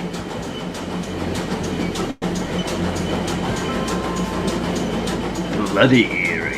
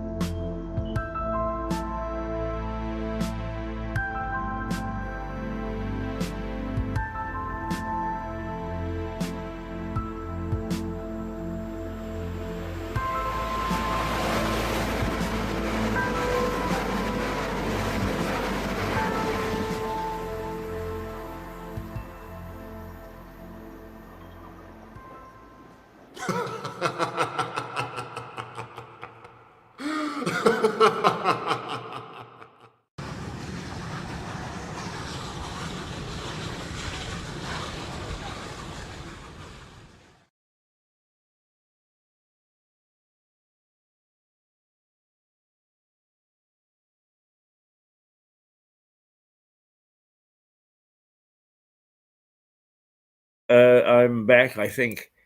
Am I? Yes. No. Yes. There I am. And I love a good ghost story, and that's a good one. The Ghosts of Clayton Tunnel. Every time you get on board a train now, you think of what happened in that mid 1800s night when the trains carrying happy partygoers, seaside goers from Brighton to London, slammed into one another in Clayton Tunnel. The ghosts, remember, there they are squealing in the tunnel itself, and it's the way that we actually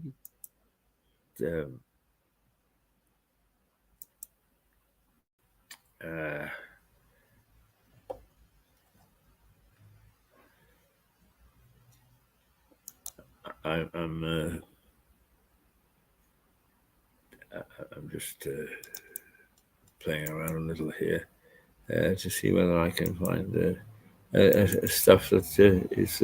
Yes, I said to you that Susan Harris is lying in her hospital bed, likely not to come out again by the sound of things. And she did an awful lot of work for Action Cancer. An awful lot. And she also used to get up early in the morning and take photographs. Here's just a little sample of the sort of photographs that she would take while the rest of us were slumbering.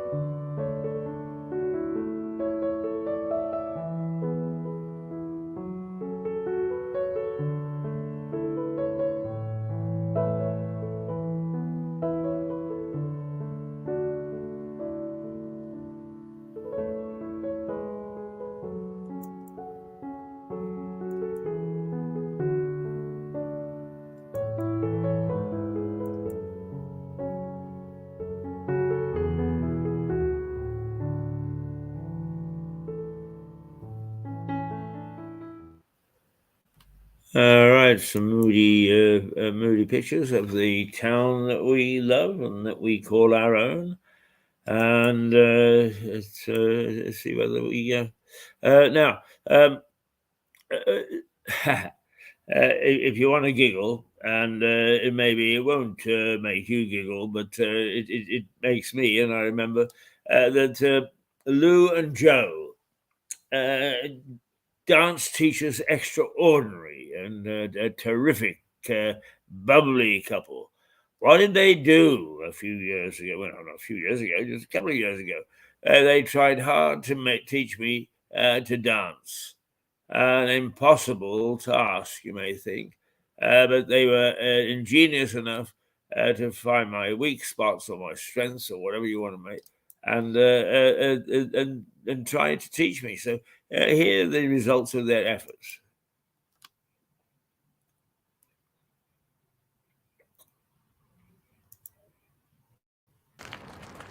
So, Keith. Just a moment. Listen, I'm with two con artists here. I've just watched them dance. Just watch this clip for 15 seconds, and they think I'm going to do that. Oh, you con ladies, you con ladies. I'll try and do a shimmy, but that's about the most that I can do. Okay, girls, bring it on. Let's shimmy. Shimmy now. We're going to move it. We're going to shimmy. We're going to get you nice and loosened up. This is Latin, so we want a real Latin fever. We're going to put some samba music on, and we're just going to get shimmying away. You up for it? Are you ready? Yes, do I need that for this? You can hold on to it. Right. If you feel more secure with it. If you want, because you could free up your arms completely That's jazz hands. That's jazz hands. We don't want jazz Oh, hands no, jazz in a hands. samba. Right, what do we do But with they were that? very good for jazz hands. Let's have a look again. So- What's a shimmy? So a shimmy is the movement of the shoulders, right. but no duck wiggling as you're doing it. Oh, so you've right. got to do what's known as isolation, where your top half of the body is moving, but your lower part of the body isn't moving, or vice versa. So for this, we're just going to be slightly apart with our feet, Right. okay? Yeah. And we're not going to move anything from below our rib cage, okay? Right. So we're going to be using our shoulders. And all you're going to do is your right shoulder, you're going to go forward and then bring it back. So forward and back, forward and back. Now change to the left shoulder. We're going to go forward and back, forward and back. Good.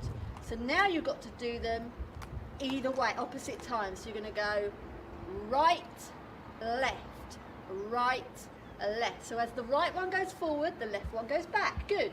So right, left, right, left. And that's the basic elements of a shimmy. That's a shimmy. Yeah, but you've just got to get it up to speed, Keith. Oh, right, okay. Let's have a So look at let's speed. go slowly. All right. So we're just going to get our arms nice and loose. Nice and loose. Give yourself a little wiggle. Give yourself a little wiggle. We're nice and loose. So you're just going to go like that. Bit faster. Swing each one forward, slightly smaller with the Yeah, shoulders. so don't. So Small we're not movements. moving our whole body. That's back to your status quo. Yeah, you've gone back to your status quo there. Well, am I moving my body? I don't know what he said then. You said, am I moving my body? No, Yes, keeping you are. Oh. You're doing this, so you're Oh, turning. right, I'm going to like do this. that. So you'll just think shoulder, shoulder, That's shoulder, it. shoulder. That's it. small movements, That's really it. small, and just opposite. And you're just going to do this. So if I can just show Yeah, you. can I hold my hands like Yeah, yours? like It looks that. so elegant. That's it. That's better. That's it. I love the facial expressions. I can't talk though because when I'm dancing I've got horrible facial expressions. For the love of it. So we've got to get that just coming in a little bit faster. So you're just moving the chest. That's it. So isolate the waist. Think of your spine. You're pulling up from your spine and Right. you're circulating on your spine. Right. That's it. That's it. We've gone a little bit Incredible Hulk. So maybe not quite the Hulk. Loosen up. Loosen. Look at those. Look at those guns. So just nice and loose, and you're just gonna Right. give it a little shimmy. I think we should just put some music on and do it. Okay. Let's have a little bit of samba, Joe. That's all it is. It's just loose. Feel the music. Feel the rhythm. Samba beats pulsing through your body. That's it. Nice and slow. 1, 2, 1, 2, 1, 2, 1, 2, 1, 2. A little bit faster. 1, 2. Oh, let it off. Bit faster. There you go. You've got a bit rigor mortis. We're just doing Get rid of the arms now. ringer. What happens to the shoulders? That's it. Nice and That's loose it. in the arms. That's it. Clap face. Face of a champion, that. Very good. That's it. Loosen up. Loosen up. There's the She won't smile. come out to say There's I'm the nowhere near smile. as good as them. Oh, it's beautiful. Try and keep the bottom still. Right. Try and put your arms down here a bit. So Relax. let them swing. Relax. Don't move the arms. Don't move the arms. Don't move the arms. The arm will move if you're shoulder rolling. Right. So don't think about the arms, think about the shoulders.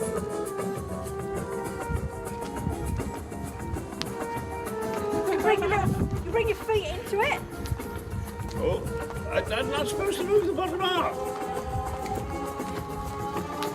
Just literally tap each bit. That is finished.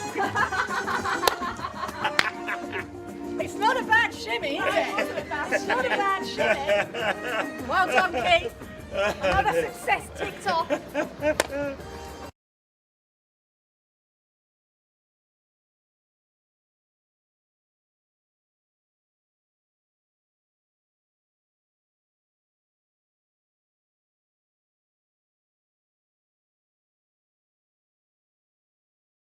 that on before I start to talk, and they tried to achieve the impossible, and actually they did. They managed to get me dancing, although it was only for a very short period of time. I'm afraid that the quality of our picture now has disappeared again, and I think perhaps what I might do is just stick around for 5 minutes or so in case we have Melissa join us from Guildford as opposed to New York. But it's been sort of a fun morning, and we've tried very hard to make sure that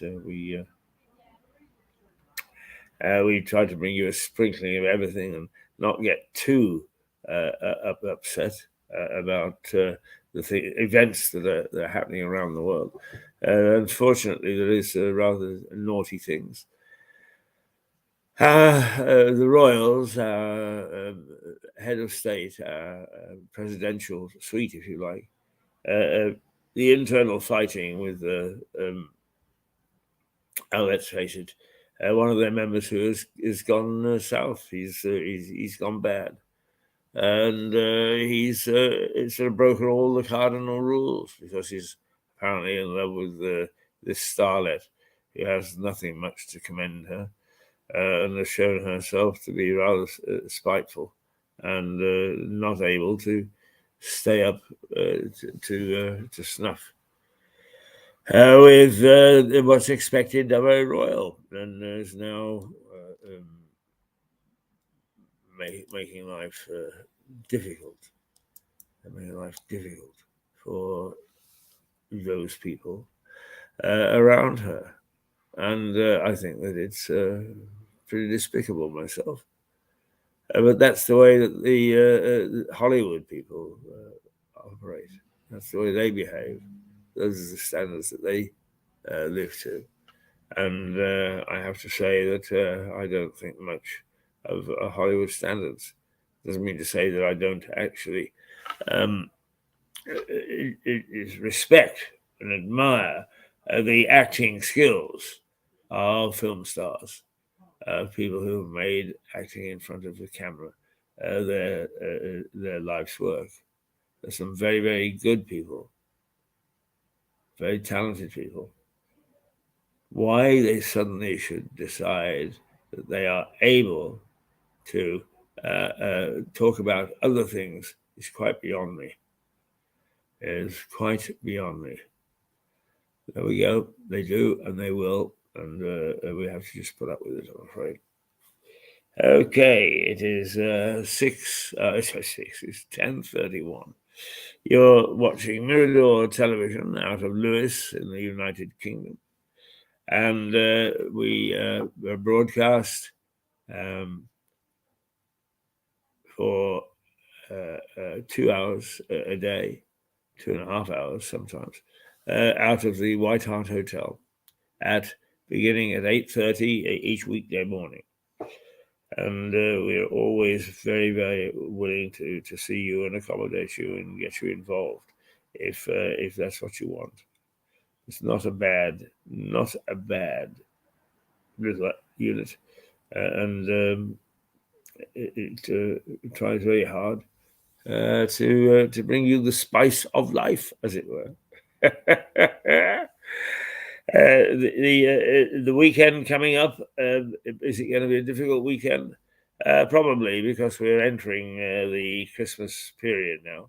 And it always makes very different demands on people. So I think what we will try to do is to show you, if we can.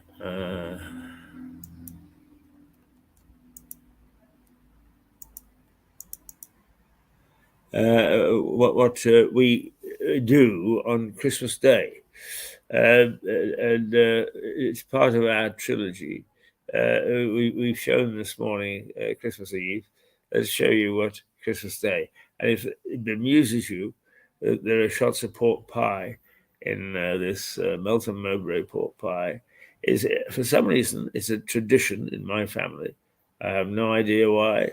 A tradition in my family that on Christmas morning, and apparently in the Midlands in the Leicestershire area, there are others who still practice this. So it's not just a quirk of my family.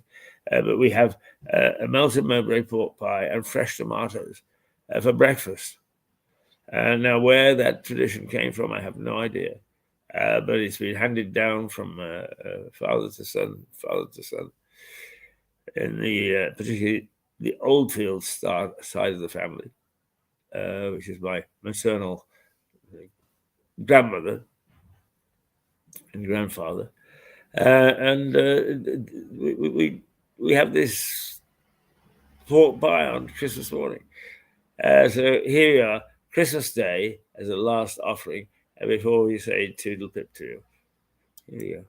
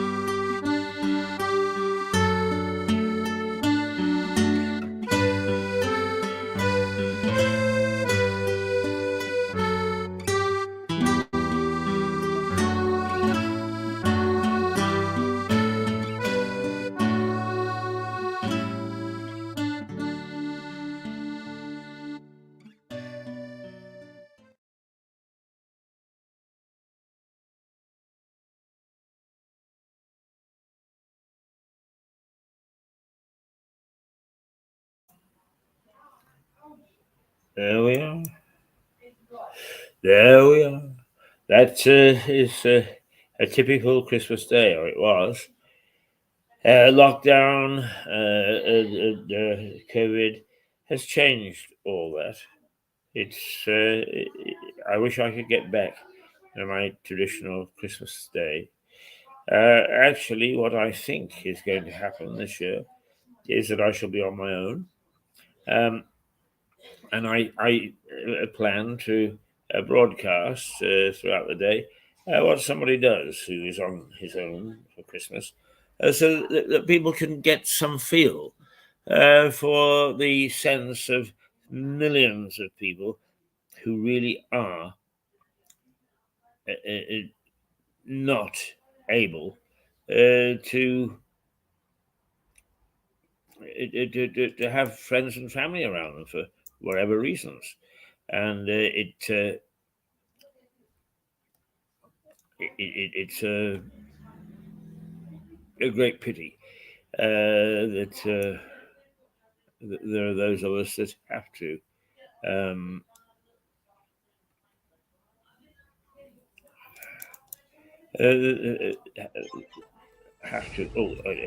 on. We got a bit carried away there. Right. Yeah, there we go. There's those who, by circumstance, find themselves on their own. Nobody should be. Luckily, I spent a lot of time traveling the world and spending a lot of time in my own company, and I'm easier with it. That I'm not so badly off with it as others might be. So I have some sympathy for them, and I shall make the best of a bad job, and perhaps try to let other people know what it's like to be on your own. Particularly when you've had a good many years of friends and family and big Christmases, it comes as a bit of a shock. But not a shock that you can't overcome. And perhaps sharing a little the feelings throughout the day on Mirador television just might strike a chord with you, and perhaps some of you who have been less than fastidious about looking after your family, particularly the elder members, it might give you some idea of those who are less able to handle being on their own themselves. Is what it's like. What it's like. So, and now I don't know what this next program is all about, but let's play it, because it is now 10:42. We're coming to the end of our day, our broadcast day. I guess we're not going to get Melissa, and quite understandable. She'll have been suffering from jet lag. But she is in this country, and she will be joining us, and she's going to join us here at Christmas time. She will be the star guest at our Christmas party here on the 22nd of December, our carol party, and which we're all looking forward to, and to which there is invitations out for a number of people. Here we go. Let's see what this next program brings up.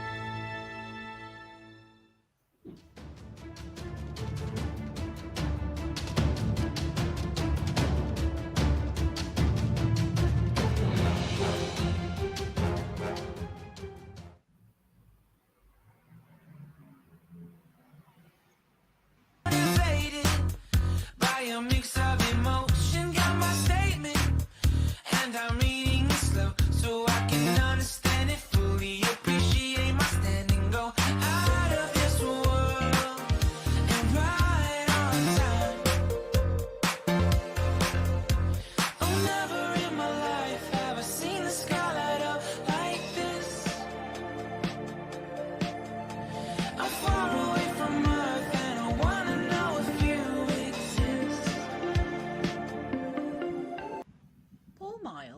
authority on Tom Paine, not just in Lewes, but throughout the English-speaking world. What he doesn't know about Tom is not worth knowing, but he does have other little tidbits tucked away as well.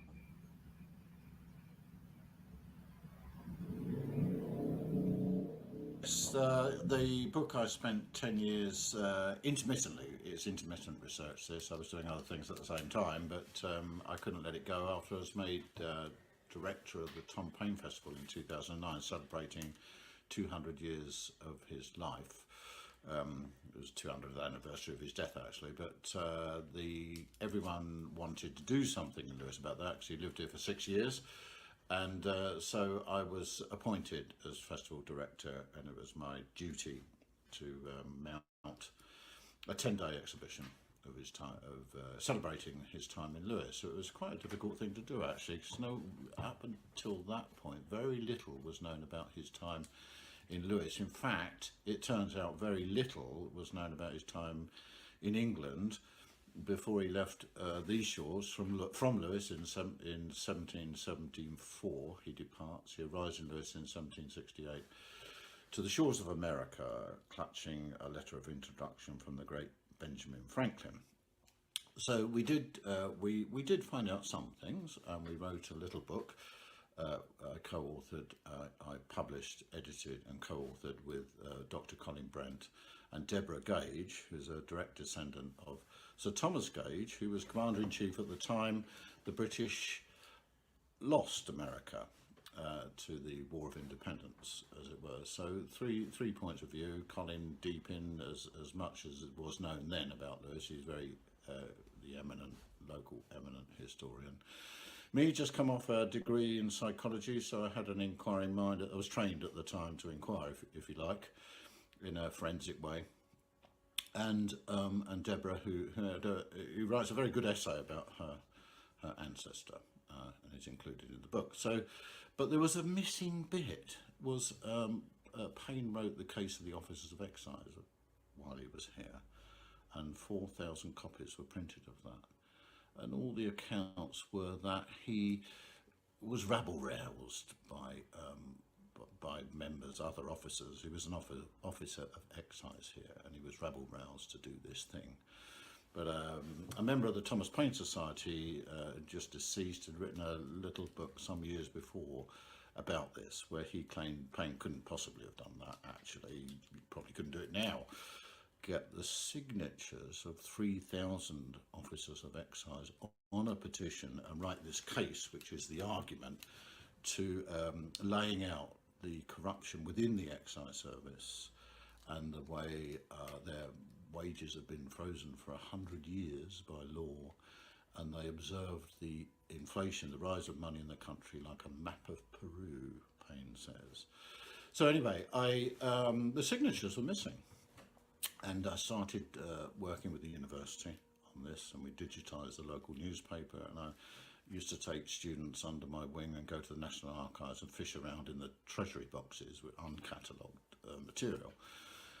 And I found some signatures. I found 2 lots of signatures from officers predating Paine's writing of the case by 4 years. And so there were clues were starting to, this was a very important clue. Clues were starting to emerge, but it was quite difficult to put it all together. And I had to put it to one side for, because I couldn't quite see the picture. And it was only actually when I gave up the doctoral study, because that didn't seem to be getting me there. It was too wide a thing. I wanted to do this specific thing, how did this happen?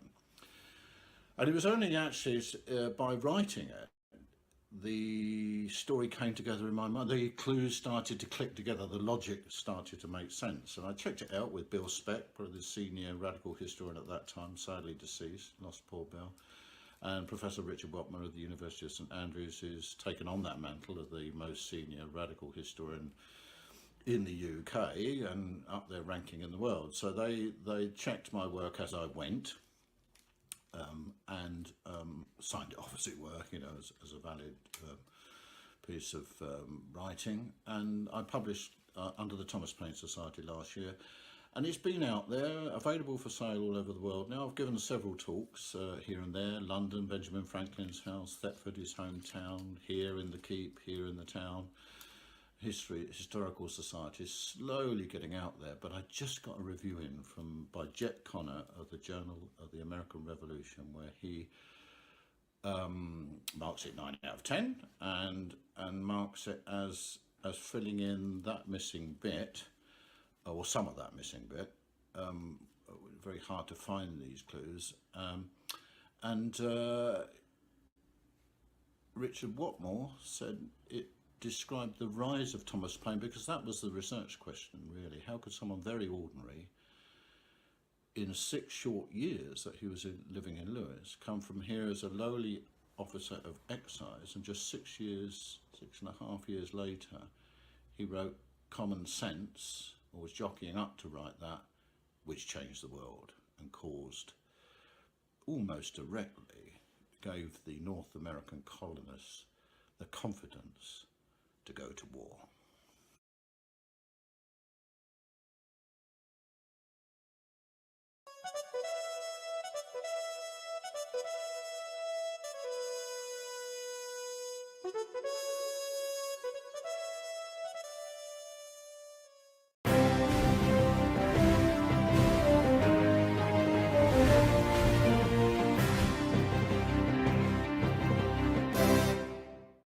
Hello, I'm Rosie.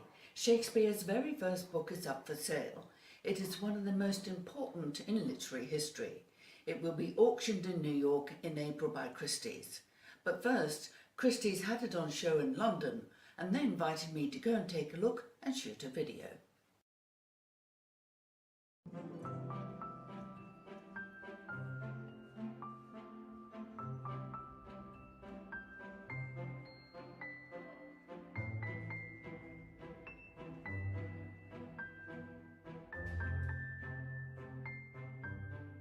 Well, the first folio is of particular importance because it actually preserves for posterity 18 of the plays that we would not otherwise have were it not for the publication of the first folio. So it contains 36 plays, and that's essentially his entire output. It's been very well looked after, and we know it has had a fairly stable environment. We know the owner at the beginning of the 19th century, a John Fuller of Devonshire Place, and we assume he kept it in his family for some time, and then it changed hands a few times in the course of the 20th century, but since 1977 it's been at Mills College. We do anticipate interest from both private buyers, private collectors, and institutions. There are parts of the world where there are no copies, and so we would expect there might even be institutional interest from those quarters. But of course it is the crowning glory for any collection, not just book collection, so there will be bibliophiles who would really very much like to have it to add to their collections as the crowning glory. So no pages missing? It is a complete copy, and that's one of its distinguishing characteristics. One of the other really fun things about this particular copy is that it was chosen for the Festival of Great Britain exhibition in 1951. That was just a few years after the end of World War II, really to lift the national spirit. And so one of the major exhibitions was a book exhibition that was held at the V&A, and this was the copy that was chosen to represent the Shakespeare in the first folio. And so it has its bookplate from that exhibition, the Festival of Britain Exhibition of Books 1951, and it was exhibit 318. I have showed it to representatives of the Globe Theatre, and also Christie's has invited an actor to come and read from it, and this will be on Christie's website soon.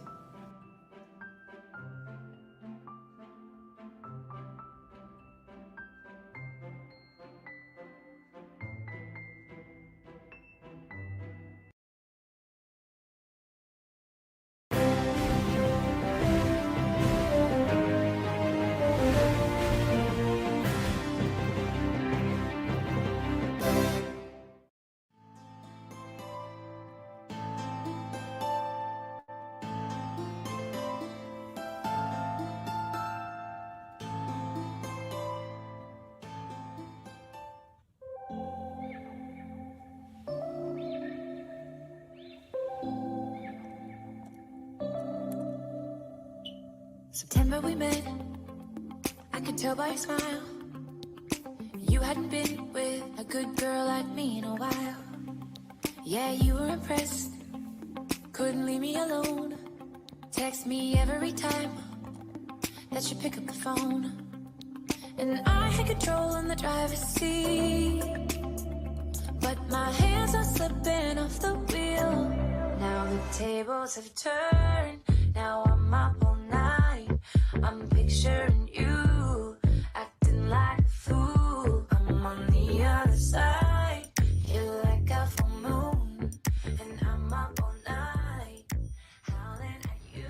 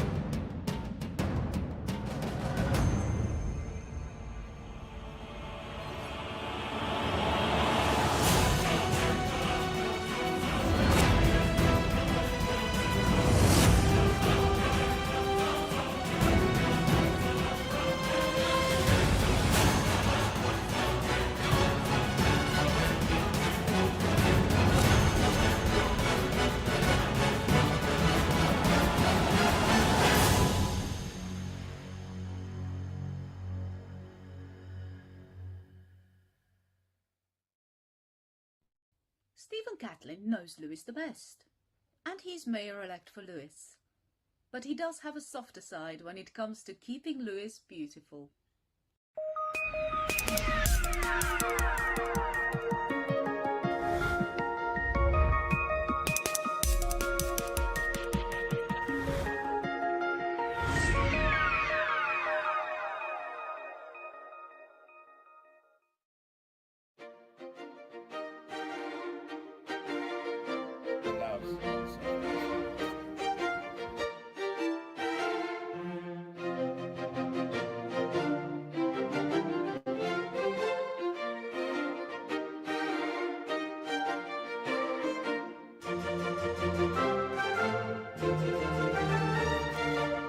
Actually, it worked.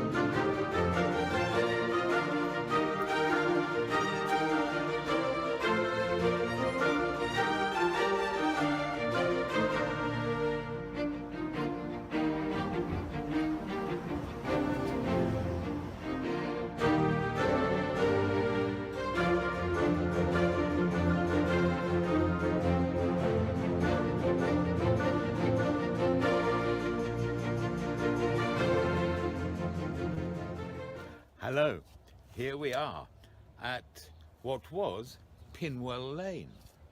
It ran up through here to the top of the High Street. It became closed off some years ago, and this land is now called Manorial Waste. And we have to thank Every, the great Lewis Ironmaster, for bringing the gateway from the Grey Friars Franciscan Priory here. This is the only bit that remains. The Premier Inn is now on the site and had been a railway station before. This is the much vaunted Secret Garden. Until just a few years ago, it was covered in weeds, brambles, and goodness knows what else. I suggested to the Friends of Lewis that it would be better, considering its location behind this ancient gateway, if we could cultivate it a bit. And aided by Jane Tyra and Gillian Ross, I've managed to turn it into this. I'm somewhat embarrassed to say a lot of people keep coming to take photos of it. and I can see there's an overturned pot. I must rescue. But here we are. This is one of the better examples of the fruits of my labours. And I hope it gives you pleasure. Thank you.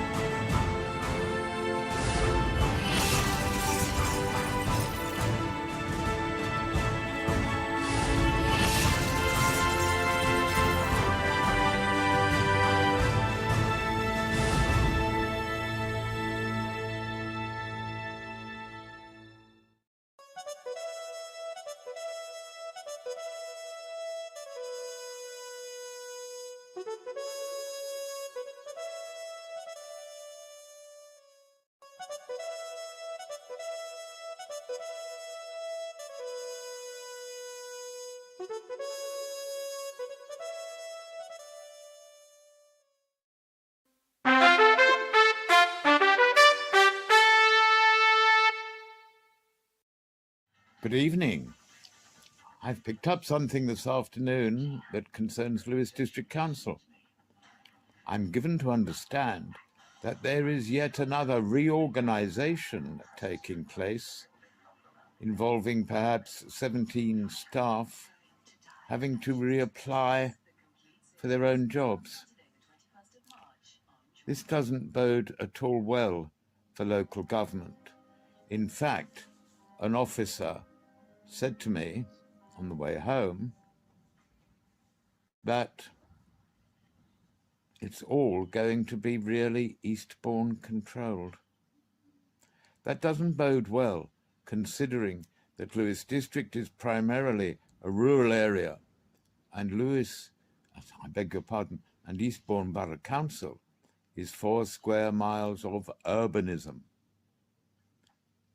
Quo vadis, one could ask, but I'm not sure. The person one asks will know. I'll give you more when I hear it, but another reorganisation so soon, axing more staff, leaves one wondering quite how things are going to pan out. It's all falling apart, and really, Lewes District Council should have its own chief executive. We are so different from Eastbourne. It needs a different understanding than presently exists. But of course, local government merely reflects what is going on at central government. And we'd all like to wash our hands of that. Thanks.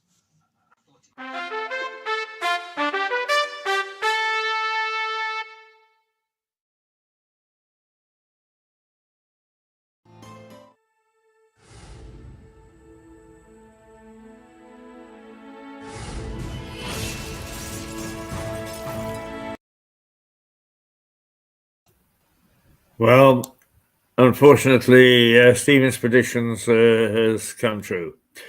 And everybody seems to resign to accept it. But it's something which I think, once we've got the pandemic and all the nonsense out of the way, this is a campaign which we will take up again in the new year. You're watching Mirador Television, broadcasting out of the White Hart Hotel in Lewes and broadcasting to the world, even though we are local, but we are not parochial. There are lots of things that happen here that apply to the wider good out there, if not in the universe, at least in the international sphere. And there are lots of things in the international sphere that will cause an impact on the day-to-day life of people in Lewes. Local, not parochial. See you on Monday at 10, at 8:30, and another week and another step forward, hopefully. I'm Keith Hayes, and I hope that you will join me. You will join me next week, along with our cast of characters, Suzanne Mucho from New York, Melissa Conti from New York, Jane Watts from Hastings, the Mighty Max and Liza Page from Lewis, and of course Stuart Dalby with his international but national interviews, a conversation with Stuart Dalby. Plenty kicking around in the broadcast that we do. Don't expect you to watch for the whole length of the program. A bit here and a bit there. That's enough for anybody. It's enough for me. But we do enjoy having you. It is now 5 minutes past 11, and I'm going to say doodle pip. Ta-da.